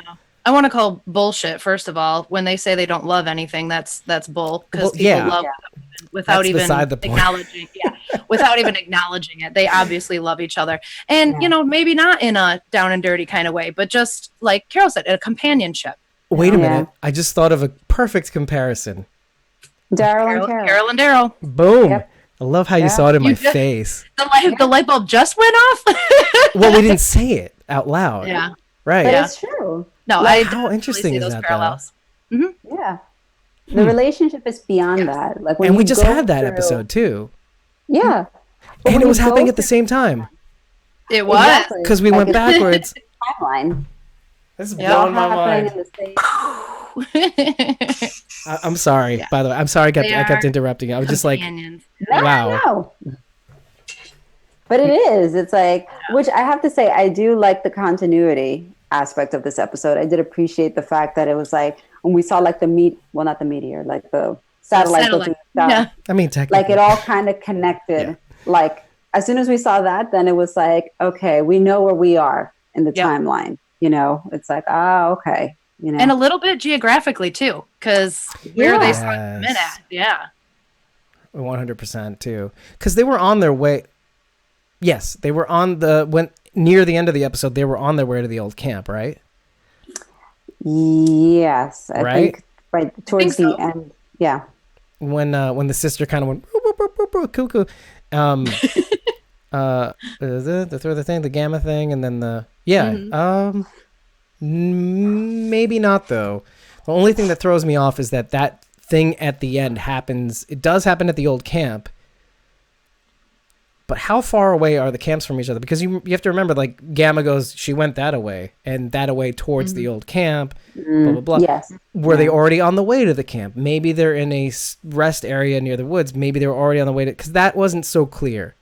I mean, it's clear that they're going to the old camp. Well, and she spent some time building that, Lydia Memorial. Which she had so been they had doing. been hanging out there for a little while. Yeah. They had been hanging out in that area for a minute. By the way, it almost felt like they were in hibernation mode, like, because when we saw last season, like, the whole storm happened, like the winter storm, and everybody was kind of like, we don't know where they went during that storm, like, in terms of like the Whisper horde. Like, we know, like, obviously, like, what happened with the kingdom shutting down and having to like leave and all of that, but the Whispers, we don't know necessarily where they went during that time to hunker down or whatever, but yeah, it almost kind of felt like they went into like hibernation for a little bit. And now they're, out of it. They went further south for the winter. It seemed like that from the cutscene with the whip on the switch on the inside of the arm, which is painful if you've ever had it. But I don't know why I'm struggling with them, because I mean, it seems like they had been making their way back, or at least into their own kind of general region, So, but the thing that wasn't clear that you made clear, Rachel, was that, and I think it deserves repeating, is that she had been doing this ever since they kind of came back, like in their new camp close by, not near the border where the enemy is, but she had kept going back and forth and making this thing, and it's just the subconscious, let's say, because obviously her ego, she's trying to like embrace this ego, this narcissism. But her subconscious is not letting her. She's wandering off. She's like, I need somewhere to put these feelings. I need to make a nest, a baby bird nest, a giant big bird nest, actually. It was wild to see. I had so many thoughts going through my head, and the first one, my first thought was like, she's building this like in hopes that she'll come back and she'll be like, Lydia, look what I made for you. Like, I missed you. Look what I did for you. You should come back. I do care. Look how much I care. And then I'm like, that just, first of all, she could never show the rest of the Whispers that side. They would kill her. I mean, or abandon her, or, you know what I mean? Yeah. Right. So then I'm like, okay, maybe this is like a memorial. Maybe she's not expecting her to come back, but this is her way of saying goodbye almost. But I don't. Do you really think that though? Right? I don't. I mean, I'm kind of still bouncing all over the place, and maybe she is too. Maybe that's why I can't nail it down. She doesn't even really know what's going on, why she's building it. I'll agree to that. Because that's kind of where I'm at. Carol, does it strike you that because I want to see what you think. Does it kind of look like that tub that she was washing Lydia up in a little bit? You know what? That's a good point. Like it did kind of have a similar sort of like oblong sort of shape to it. Like it wasn't like a circular little like nest. It definitely had like a similar kind of shape. I mean, maybe that was the intention, to kind of like harken back to that, like when she would like, tend to her, basically. Right. Well, the moment to memorialize that moment where she wanted to make her mama proud. Mm-hmm. Yeah. Which kind of says a lot about her. Because like there's that, okay, you kind of want to sympathize with her, but she really is a piece of shit. So no, I mean she's in the end. Yeah. I mean she definitely like, she's not a mother of the year at all. She's not winning any awards. Right. At all. But like she's really conflicted. Like she has this confliction with like having to be strong and like wanting to just kind of like succumb to this sort of like nurturing instinct that she can't quite give up yet. Like she can't quite shed that innate instinct to protect and nurture like her cub, basically. Like she can't quite shed that. Yeah. Right. Lydia, let me think before I say this out loud. Lydia's the only person who still had a name. She's the only person that Alpha or Beta or anybody actually called by name. She was the only one who got to keep her name. Mm-hmm. Yeah. There's some significance to that too. Alpha didn't, erase her daughter. That's not what I'm trying to say. What am I trying to say? She didn't take away her identity. Throughout all of this. Lydia to know, she wanted Lydia to know who she was. Yeah. She wasn't an animal. She was Lydia. And even that could be kind of explained by like saying, oh, this is a power move. Like, I'm going to give her a name and none of you could do anything about it. Maybe. I don't know. Maybe okay. That's the only way I can think of to explain that away. Sure. To assert a power over the rest of the group. Yeah. Because I'm the alpha. I get to do what I want. Yeah. Yeah. I think she just always saw her daughter as a person. Yeah. Yeah. I wanted to get into like the deeper things about like unmasking and what that means. Like all those little moments where like, let's say Alpha takes the mask off of Gamma, and then she takes the mask off the sister, and she takes the mask off herself at different points in time. It kind of goes back. So I don't want to get into this, but I kind of want you to take what I said about what these two people actually represent within Alpha, and then just pay attention to the moments where, even, and this is all to kind of go back to the field where that moment happens where the sister kind of takes off her own mask, and notice and just kind of like tie that into what, being that they are kind of physical manifestations of these different pieces of Alpha. When she sees so she says to Gamma that she made everything right in my head again, right? I see things clearer now. Like I don't feel it anymore. But when she sees the carrier in the field, like the walker with the carrier, the baby carrier in the front, the baby Bjorn. Yeah, that's the trigger. Yeah, but so that's when you start seeing the flashbacks. But there's one specific flashback that's not something we've seen before. When Alpha tells her bring him. Right. Bring him with you. Did you see that, Carol? No. When was this? This one specific flash where she says, "Bring the child." Like. Yep. With the she pulled him out.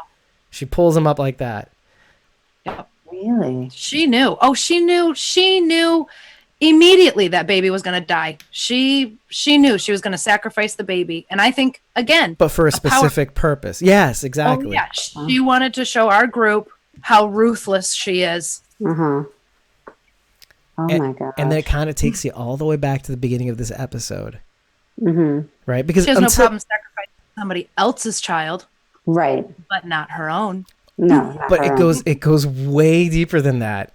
Like, she needed to do that in order to,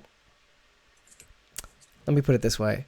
She needed to do that to kind of, I guess, like prove to herself that she could do it for herself.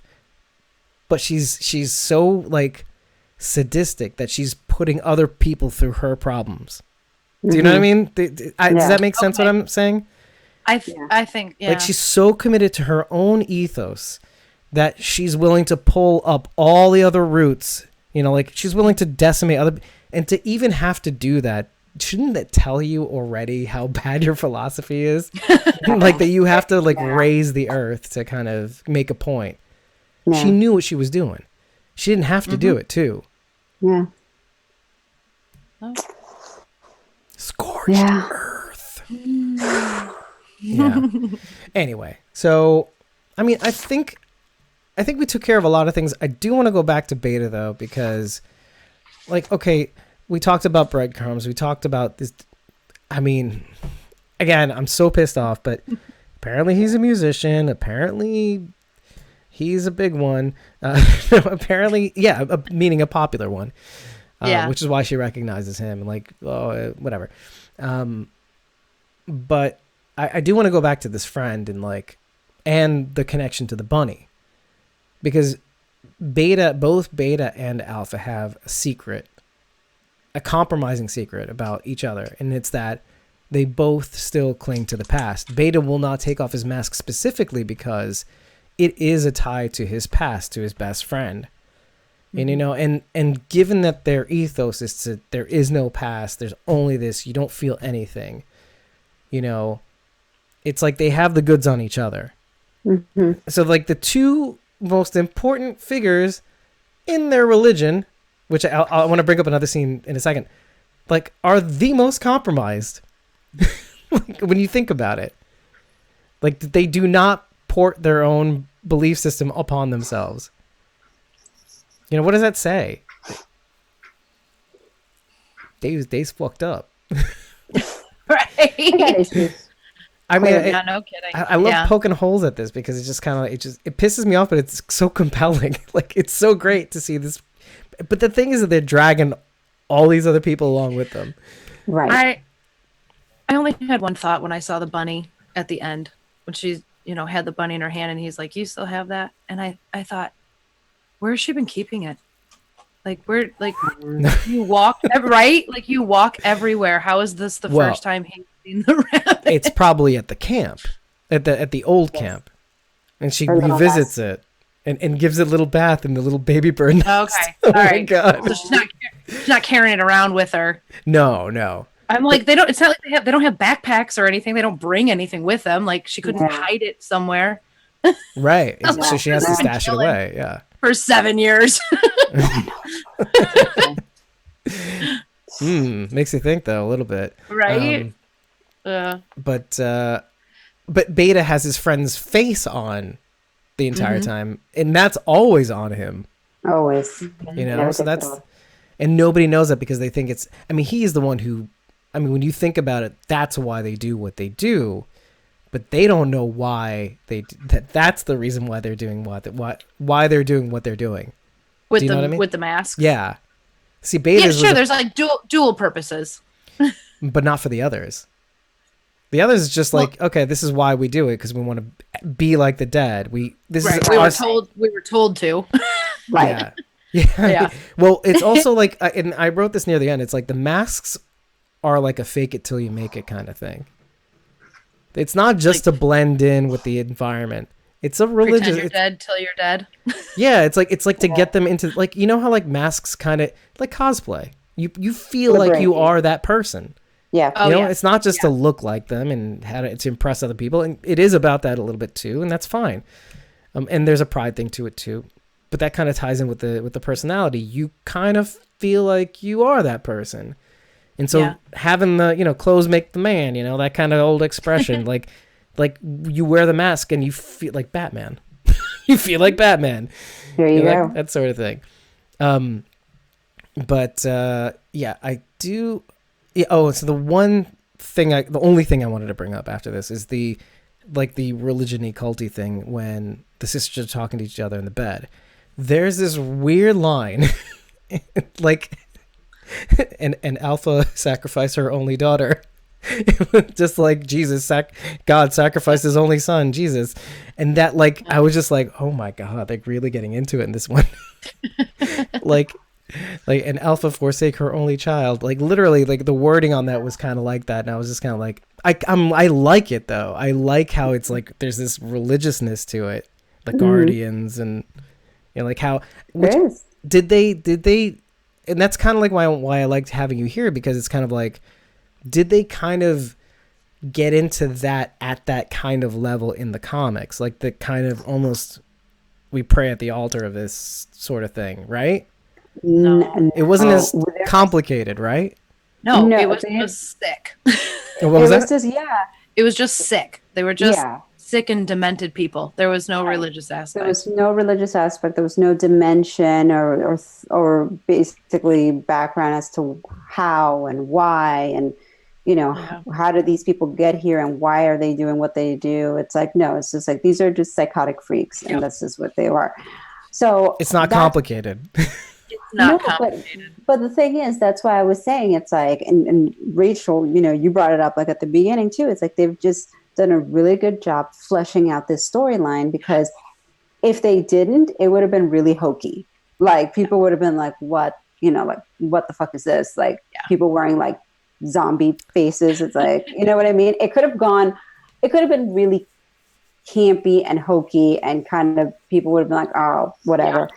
So I feel like they've done a good job making it much more fleshed out with a lot of like depth to it and a lot of depth to alpha, a lot of depth to beta, so that there's more to it instead of just like, oh, these are these weirdos, you know, that walk around with like, you know, walker skins on their face, you know? Mm-hmm.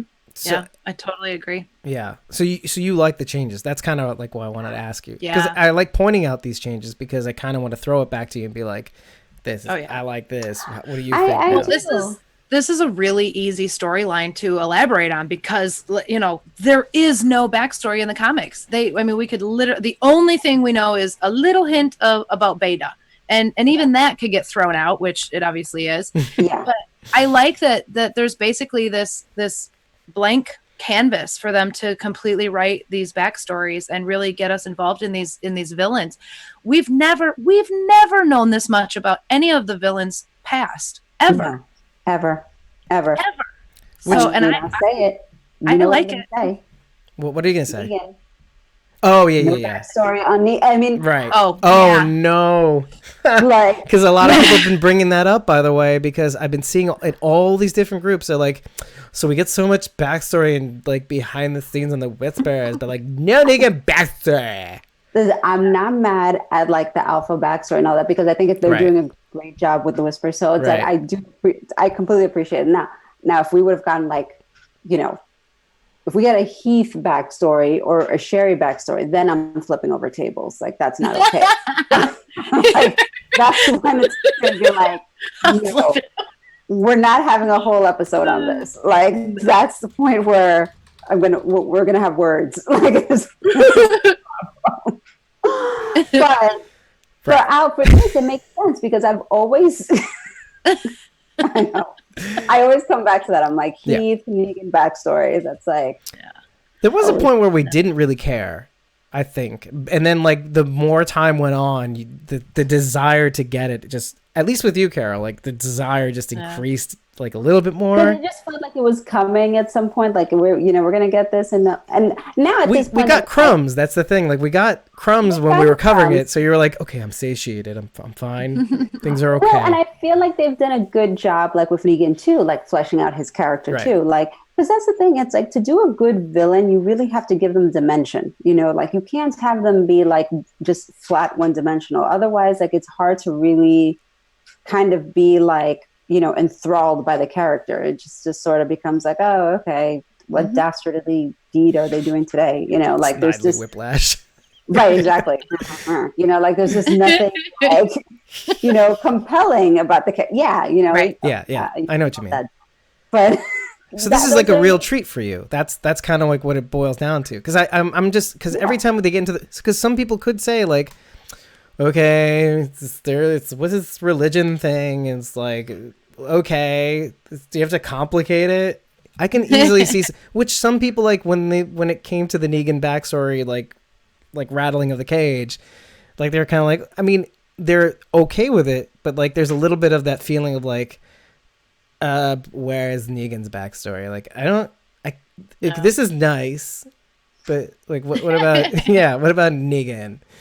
Yeah. I tell you what I'm looking forward to when Beta and Negan interact for the first time. Because apparently that is happening. Yeah. Oh my God. It's going to happen. The one-liners in that scene are going to be quoted forever. They're going to be priceless. Yes. They're going to be priceless. That I'm very looking forward to seeing. I cannot wait.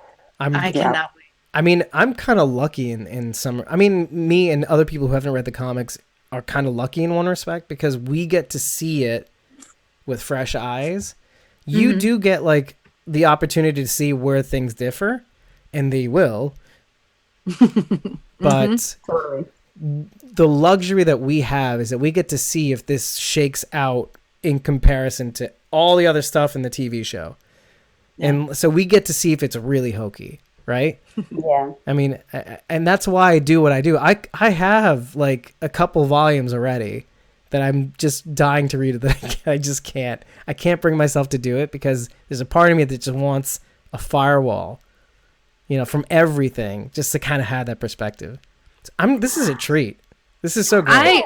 I really enjoy comparisons though. Like even even when movies are okay, first of all, I hate remade movies. Like almost all of them. I hate when they remake a movie because they ruin it and absolutely suck it up. But like books to movies, like it's always fun to compare the differences and things that are added and things they take out. Right. So, things that work here that don't work there. Right. I know because we talked about this last week too. It's great. Yeah. Like the comic book Whisperer storyline would not play well on TV.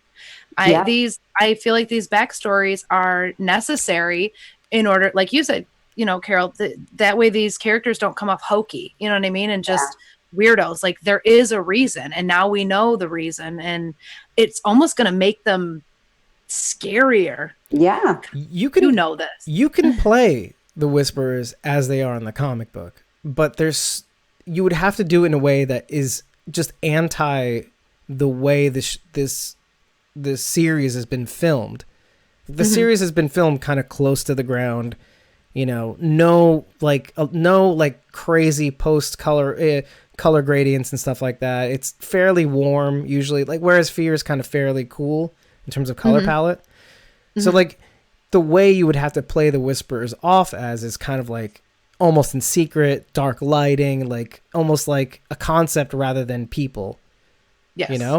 And it just doesn't work, So you have to, the thing that makes them scary is their religion. The thing that makes them scary is how convinced they are of that this way is the right way, and that is what they kind of just blow up, and that what they expand on screen. So but you could do that. Like other shows do that and it can work, but those shows aren't consistent throughout. And that's why you see like when you get to like season 3 or season 4 of a certain show and they try to do something like that, like, I mean, I always think of like the perfect show is to kind of do this with is kind of like Z Nation, because they try all these different things. They try to change their tone. They try to, oh my God. I mean, the first few seasons, their tone was all over the place. They go from heartwarming to completely ridiculous. Like, you know what I mean? Like the whole thing's completely ridiculous. Let's just be honest. But at least that's the one vein that's throughout. Yeah. That's why you have to, like, if you watch this long, you can't watch this long without appreciating that about it. Yeah. So no, you have to watch it because it's awful. What a shit show. Yeah. I mean, that's like up there with Sharknado, right? I mean, you watch it because it's awful. No, but that's the difference. Like Sharknado, you know what you're getting into. Like, okay, I'm watching a car accident, and I know I am, and I'm appreciating it. Like with Z Nation, it's like, yes, it's a drama about a car accident. No, wait, hold on. What is this? Two funny cars crashing? Wait, hold on. Why is the guy walking out bloody? It's like, hold on. I came in here for one thing and I got something else. And now there's a cheese wheel. Yeah, exactly. Because you can always throw that at the end.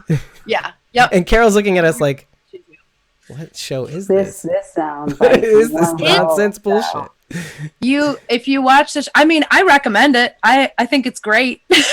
But just know what it is before you get into it. You know what I mean? Don't expect The Walking Dead because it ain't. It's difficult to know show. what it is. That's the problem. Yeah. Yeah. It's ridiculous. Yeah. That's what it is. Yes, we digressed hardcore on that one, but Yeah. but it looks like as a result of all this compromising, like they're going to be facing off. There's no other choice but for Alpha to kind of, because at the beginning of the episode you have Beta saying, asserting the fact that like we've been away too long, we need to assert our dominance. But by the end of the episode, it's kind of like, well, you're too compromised, Alpha, there's this compromised situation, and there's the threat to be compromised from what you did at this old camp. So we have to do something now. We just have to. We have to. We gotta make our own people believe that we're threatening. You know what I mean? So like it went from one thing to something completely different, and the approach is still the same. But I just find that kind of funny and fascinating because and Alpha was so sure in the beginning, and now she's completely like, shook. Yeah. So this episode is a journey, and it happens so quick in some respects. Like, so if you don't slow down and like really pick everything apart, you don't see just all the lines kind of connecting. Having seen Alpha the way we did this episode, you know how very clearly she still cares about Lydia, right? I mean, it's obvious that she still cares about Lydia. Are either of you worried that Lydia might switch teams again if she truly believes her mother loves her? I hadn't thought about it. Because of that one scene, where she didn't want to be... Well, I mean, up to this point, we believed Alpha to be emotionless, right? Like she had no problem basically throwing Lydia away. I mean, she wanted to keep her, but at the time I was thinking she just wanted her back, you know, as a power move. Like, that's my daughter, give her back. It's my property. You have what's mine. I want it. I'm with you on that one. Yeah. But now, but I knew better. Like, see, and I at the time I didn't. I saw her as ruthless because I had comic book Alpha in my brain. See, that's where our thoughts differ. That's great. I had a preconceived notion about who she was. Yeah. After having watched this episode, that's not the Alpha we're getting. No, she clearly cares for her daughter, and I think if Lydia sees that, she might jump ship and get back on the mom wagon. That's true. Well, and after killing Henry, though? Sure. She's known her mom a lot longer than she's known Henry. Yeah, like, I mean, she knew Henry for like 5 minutes. Come on. They were not like together. No, that was like a blip on the radar. Well, we have to play by the rules the show sets, though, you know, whether we like it or not. But even at Alexandria, like Negan even, you know, told, you know, Lydia at Alexandria, like, you know, make sure, you know, you to watch your back, because he knows that like the first moment that they say, oh, okay, you know, we saw like a whisperer mask or whatever, it's like they're giving her the side eye, because it's like they feel the same way. Like, are you going to like all of a sudden turn code and like go be with your mom, or are you going to lure your mom over here? Like, they don't trust that she won't do the same either. I wouldn't. If I was an Alexandrian, I would have to feel the same way, right? Yeah, they're going to play with that, definitely. I love that, though. And we do see a little bit of that in the comics, right? I mean, we do get a bit of that, right? Like that kind of like propaganda, silence the whispers, or are we kind of taking it and just twisting it around so that it has... We're really embellishing on the storyline. They're really kind of going full on like drilling down. Lydia was definitely suspect when she, you know, started coming around our group and everything. But as far as like the whisperers weren't a threat for a long time. Right. Like we in the comic books, it was pretty much like, oh, here's these crazy people. Oh, here's their leader. Negan escapes, kills her, brings her head back. Like it's just all boom, boom, boom, boom, boom, and done and over with so fast. Yeah, definitely. And I mean, once Negan kills Alpha, in the comic, spoiler alert, but it's not. Right. Not going to happen. It's not going to happen. Negan's not going to be the one to take out Alpha anyway, especially because in the comic book, Negan and Alpha have like a pseudo sort of like air of romantic relationship, which they're not going down that route, which I appreciate, because that's, again, I feel like when you go down like that trope, it's such an easy route to take, like this is far more complex, which I appreciate more, but they could though. And I think the way they would do it, because we get glimpses of that in this episode. What? The way it could all go down is not Negan turning the faucet on necessarily. No. But Alpha. Like she sees something in him, like a leadership kind of thing, right? In Negan. And then she kind of exploits whatever she can figure out. She could attempt to approach him the way she did Beta when they first met. But those tactics aren't going to work on Negan. I don't think so. No, but I think and I'm convinced that, I'm on the same page as you. Like, I don't think it's really going to work. But I think they're going to make it, if they do this, assuming, they could make it so that you have this similar kind of interaction between Alpha and Negan, where like it looked to me like the Alpha in the comics was just kind of like this weird alien that just did this one thing, but like she was like a vixen.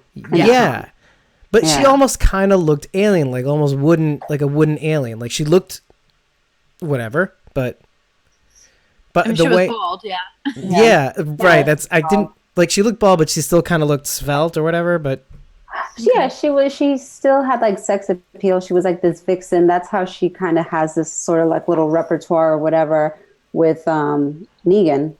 And I mean, we don't know beyond that kind of little like kind of pseudo sort of interactions that she has with Negan, much more beyond that. I mean, we know that like in the comic, like, the sexual aspects of the Whispers is much more stress than they do on the show. Right, They're which is absent.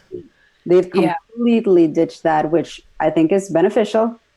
Because it allows them to focus on other things. Yeah, it's to me, I'd rather go the perspective that they're going. I think that it makes the story a lot more richer, and believable. I kind of think the way they sort of poked at that, like the heightened sexuality in the comic books, I saw it very much in Gamma's sister, right? Because she was so young with the baby. Yeah. Like that's not something you would normally see. I mean, right. Well, okay, I shouldn't say that. There's a lot of very, very young mothers, but I got the impression she was very young. She had a baby, like without saying what happened. I kind of got the impression, that it could be the comic book way that it happened. Yeah. Yes. Yeah. I mean, it's hard to really nod to that. I will say that I know about it, but had I not known about it, I wouldn't. Based on all of this stuff that's been happening on the TV show. No, yeah. Just from my perspective. To that conclusion, if I didn't have that. Yeah, that knowledge. It could be, but like, that's the thing. Like, I would love that more if I had some breadcrumb that's what happens. But there isn't any. I think that's such an unimportant part of the storyline, though. Like, it's like, but it would why be kind of cool in a weird way. Yeah. I mean, if they could throw some breadcrumbs in there, but again, it plays no part in moving the story forward. So exactly. Right. It doesn't need to be ditched it. Right. Yeah. Right. And it's just going to be a trigger for viewers, and there's going to be a whole ball of wax. There's no way of working that out. No, there was no good way. No good way to include that. And Angela Kang's a pervert. Right. Bring a 𝔻𝔸𝕐𝕊 back. I don't know. But I did like that the mother whisperer was so young. Yeah. They did kind of point out that, which makes the personalities idea so much better, actually, because you get to see the differences in appearance and like, this is the young part of me. This is the pure, like, when I had her when I was young, and which I think that is what happened. I think, right? Didn't Samantha Morton? Oh, Samantha Morton.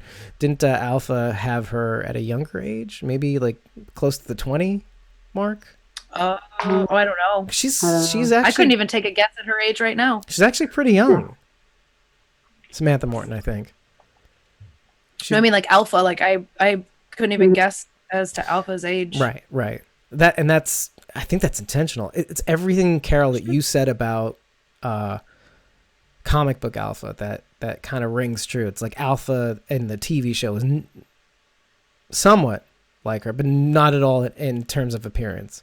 Almost not at all, except for the bald head. But even that's just Except an for the affect. bald head, that's it. And that's just an affect. It's not Yep. like one tiny affect that you could do to anybody. Yeah. You know? Yeah. Her clothing might be similar too. I think she does have a similar clothing, but But that's just window dressing. But just like physical appearance. Personality wise. Yeah. Personality, physical appearance, even in some ways. Like the body shape is not. Demeanor, tropey. stature, everything. Yeah. Samantha Morton is like a beautiful woman, but like Alpha in the comics is more like va va va. Va, va, va. Well, even like Michonne in the comics, in some senses. Yeah. Yeah. I think Some a lot of the areas, women in the comics have like a sex. Even the guys too. Let's just be fair, because the guys, everybody's is drawn anatomically not oblong, so except in the right places, if you know what I mean. I see that bulge with Grimes.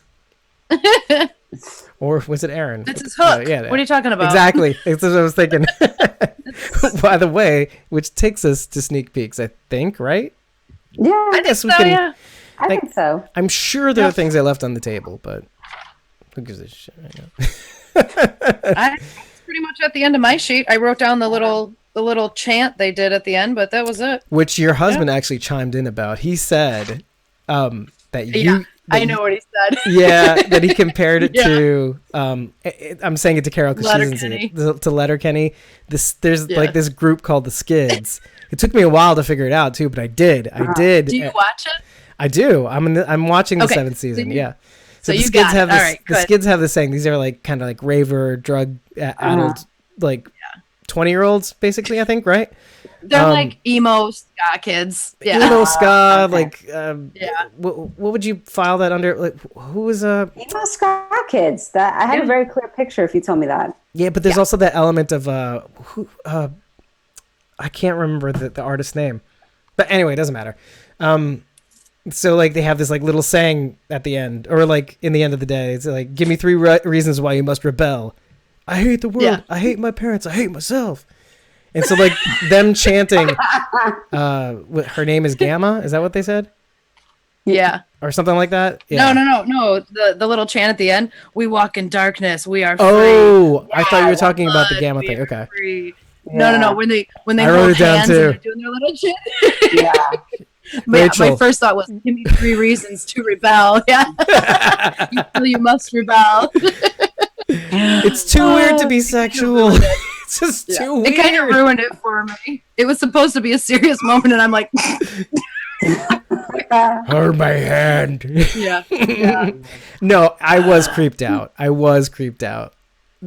now that we're talking about it, yeah, it was kind of weird. that's what creeps it out. That was weird. And it wasn't both hands, just the Just one. the one. I just need the one. Yeah.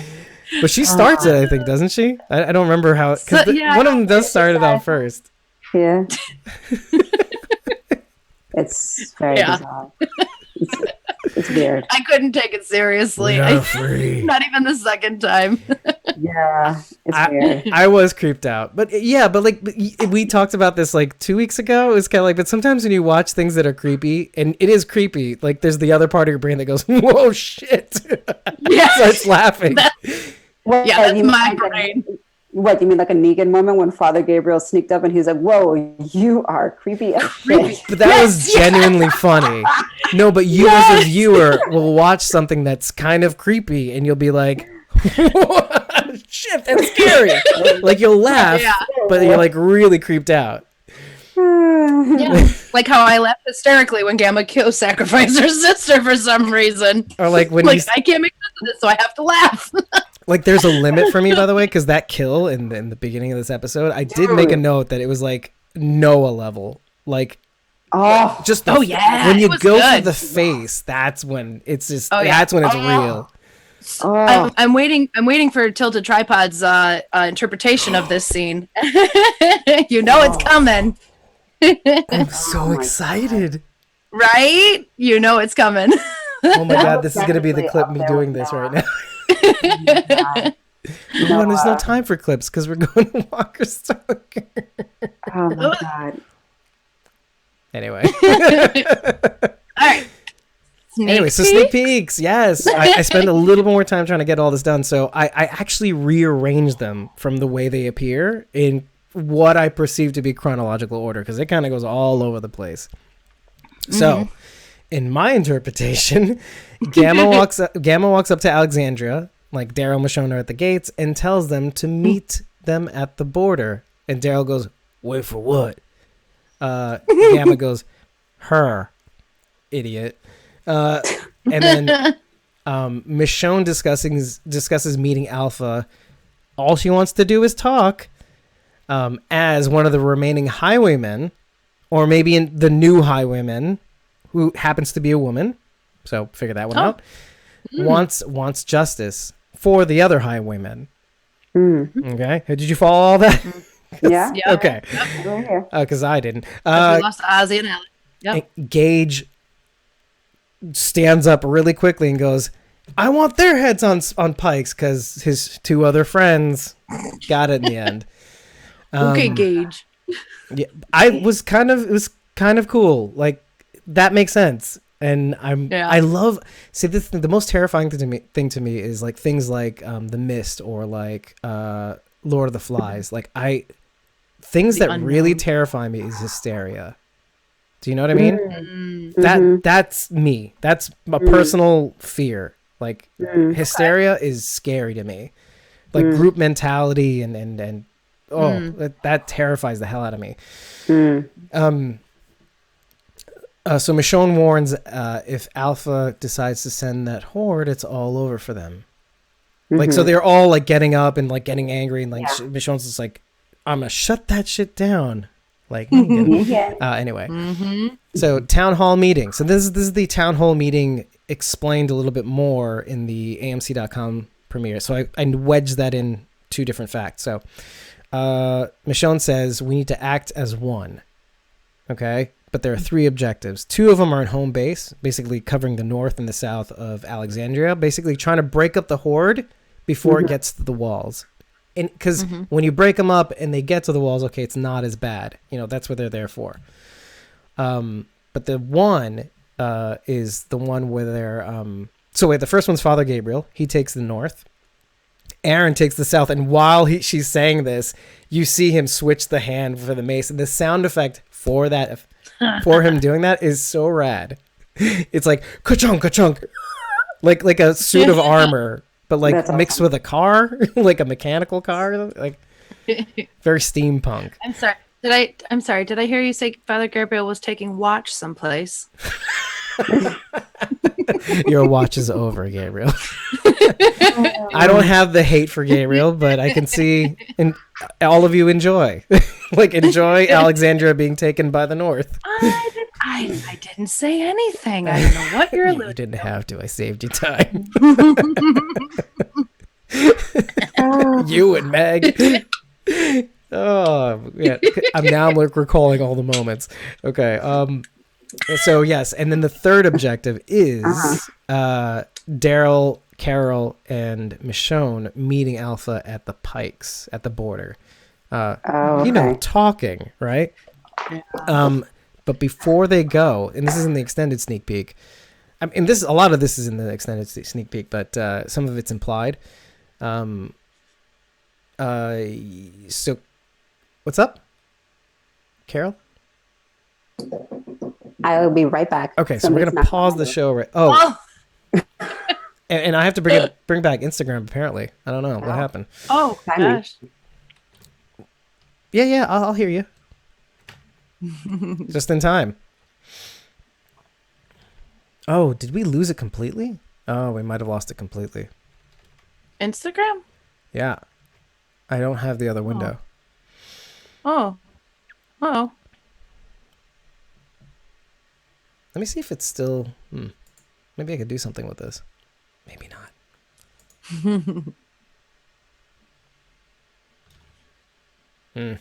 Yeah, I might as well quit it. Oh, well. Sneak peeks anyway, so who cares? Okay. Well, it's a good idea that they're keeping watch, because my first thought was, they're going to go meet Alpha, and then she's going to send a herd while the big dogs are gone. Yeah, which is what they're preparing for, too, yeah. They're like expecting her to not just talk. Right. They're drawing our strongest forces away. Well, not even like even with the few that are gone, that's not going to make a hill of beans. But like the idea that she's just there to talk, like we have to prepare for the worst case scenario. Like she's just going to do it anyway, you know. But it's like just after that conversation, you see Carol like stay behind, and she's reaching under the bed for a box for a gun that's taped on the bottom of the bed. She opens it up. It's a revolver with 3 bullets left. And so like this is good because like you know that guns are in short supply. So this is like a Hail Mary kind of thing. Like that's it after that. But another thing that you see. 3 bullets, huh? Yeah. Yeah, right. I was thinking about like the King, Henry, and me, just in case.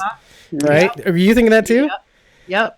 Okay. That was my immediate thought. I'm like thinking, what else could it be? I don't know. Me, Daryl, and that's it. No. But after that she pulls up a bottle of pills and just shakes a couple out and just like, you know. So there's another, it seems like there's another element here that we may not have seen in whatever time jump it is. Maybe it's like a pill addiction or something like that. Opioids.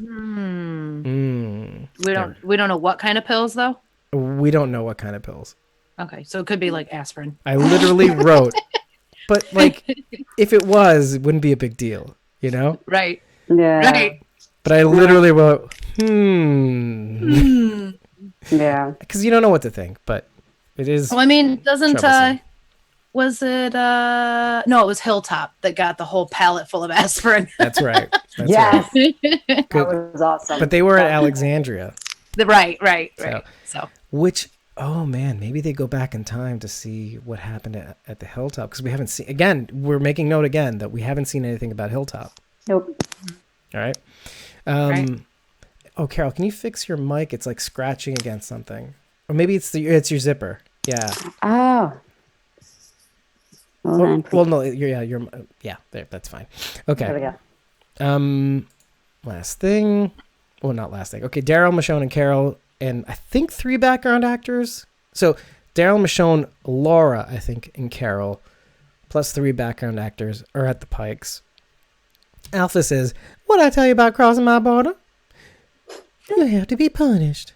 And then Alpha goes, "Better run." And then, so I noted this, and because it reminds me of the trailer, guns and knives come out. So she has like, one of them has an AK full show, and you know that she has her sawed off, right? Okay. Next is Aaron and Daryl killing tons of the dead, apparently, in this next episode or whatever it's going to be. And the last thing that we see, I mean, obviously it's disjointed, but you do see some interesting things in a different setting than we expect. Carol sees a whisperer in a gym, like in a gymnasium, like, you know, like basketball court, whatever. And he's just standing there. So this could be like a lot of what we see in the trailer, like her seeing like Henry in that mirror with like that cut in his neck. So she's seeing a whisperer just standing there in the dark. And then there's another scene with killing the dead on a basketball court. So there actually there are people killing the dead at a basketball court somewhere in the open. You know, same kind of night setting, I think. Could be, I don't know. But there's somewhere else, it seems like. I don't know where, but somewhere else, maybe somewhere new. Or it could be maybe that Oceanside maybe took back their old settlement. which that at that school. Yeah, because it looked kind of like a rec center. So maybe. That's it. That's that. Boom. Yeah. That's how we do it. Yeah. Yep. We just swoosh. Yep. Yeah. So if you liked, this is it. So we're doing this. So if you liked what you heard, leave a comment and a like on YouTube and Facebook. Most of all, I want you to, and I totally forgot about this, I want you to still remember that we do have a giveaway. There's 6 days left to it. So yes, head to squawkingdead.com. And while you are rating, you are rating the podcast on Stitcher and Apple Podcasts, you will be not only helping us out, but you will be scoring 5 entries per like rating. And you can do this every single day. So you can score a ton of entries to get a shout out from your favorite cast member. There's 30 to choose from. So should you win, and we do have 2 winner slots, should you win, and you could win both, depending on how many entries you read, you will get the choice of you can get 2 from 1. Who cares? Right. I don't know how much sense that makes. There's no time limit. So yeah, you can choose that, and then you will get the shout out from whatever cast member is available on the list. 30 people to choose from. So enter today. Enter yesterday. You have a couple of choices too. Follow us on all the social medias. Share out our podcast. There's just so many ways to enter. The ratings are daily entries, so just keep doing that, and that helps us out and all that stuff. Just meet us at Walker Stalker, please, won't you? You know why? Why are you hesitating? 225 is the table number. With that, I will call this a day. We will struggle next week to get an episode in for you, because we will be coming like late back home next week too. I think all of us are, right? You and I are going to be on a plane when next week's episode airs. Yeah. I'm going to try to squeeze in the AMC premiere somewhere in there. I don't know when. Maybe Sunday. I don't know. Maybe on the plane. Download, because you can download it in advance. It's another AMC premiere feature. Nice. If I do that. Yeah, if I do that. Download the whole episode before you go. Like, you can do it within the app. Yeah. So I don't know if I want to be on a plane watching it though. I don't know. Yeah, well, I'll be coming back at 11, so I'd rather watch it on the plane, go to sleep, get my notes the next day, and then we have a show. And I have off the next 2 days after that too. So, you don't, but that's another story. Anyway, we'll see you soon, and we've got some exciting news for you next week, so we will talk about that. If you've seen our social media, you know what I'm talking about, mostly Instagram. But there's some exciting things coming down the pike, ways that you can help us and ways that you can be a part of the show. So, with that, I'm going to leave you in suspense there, and we'll see you next week, and maybe in a couple days. Take care. Bye. Bye. Let me see if this works.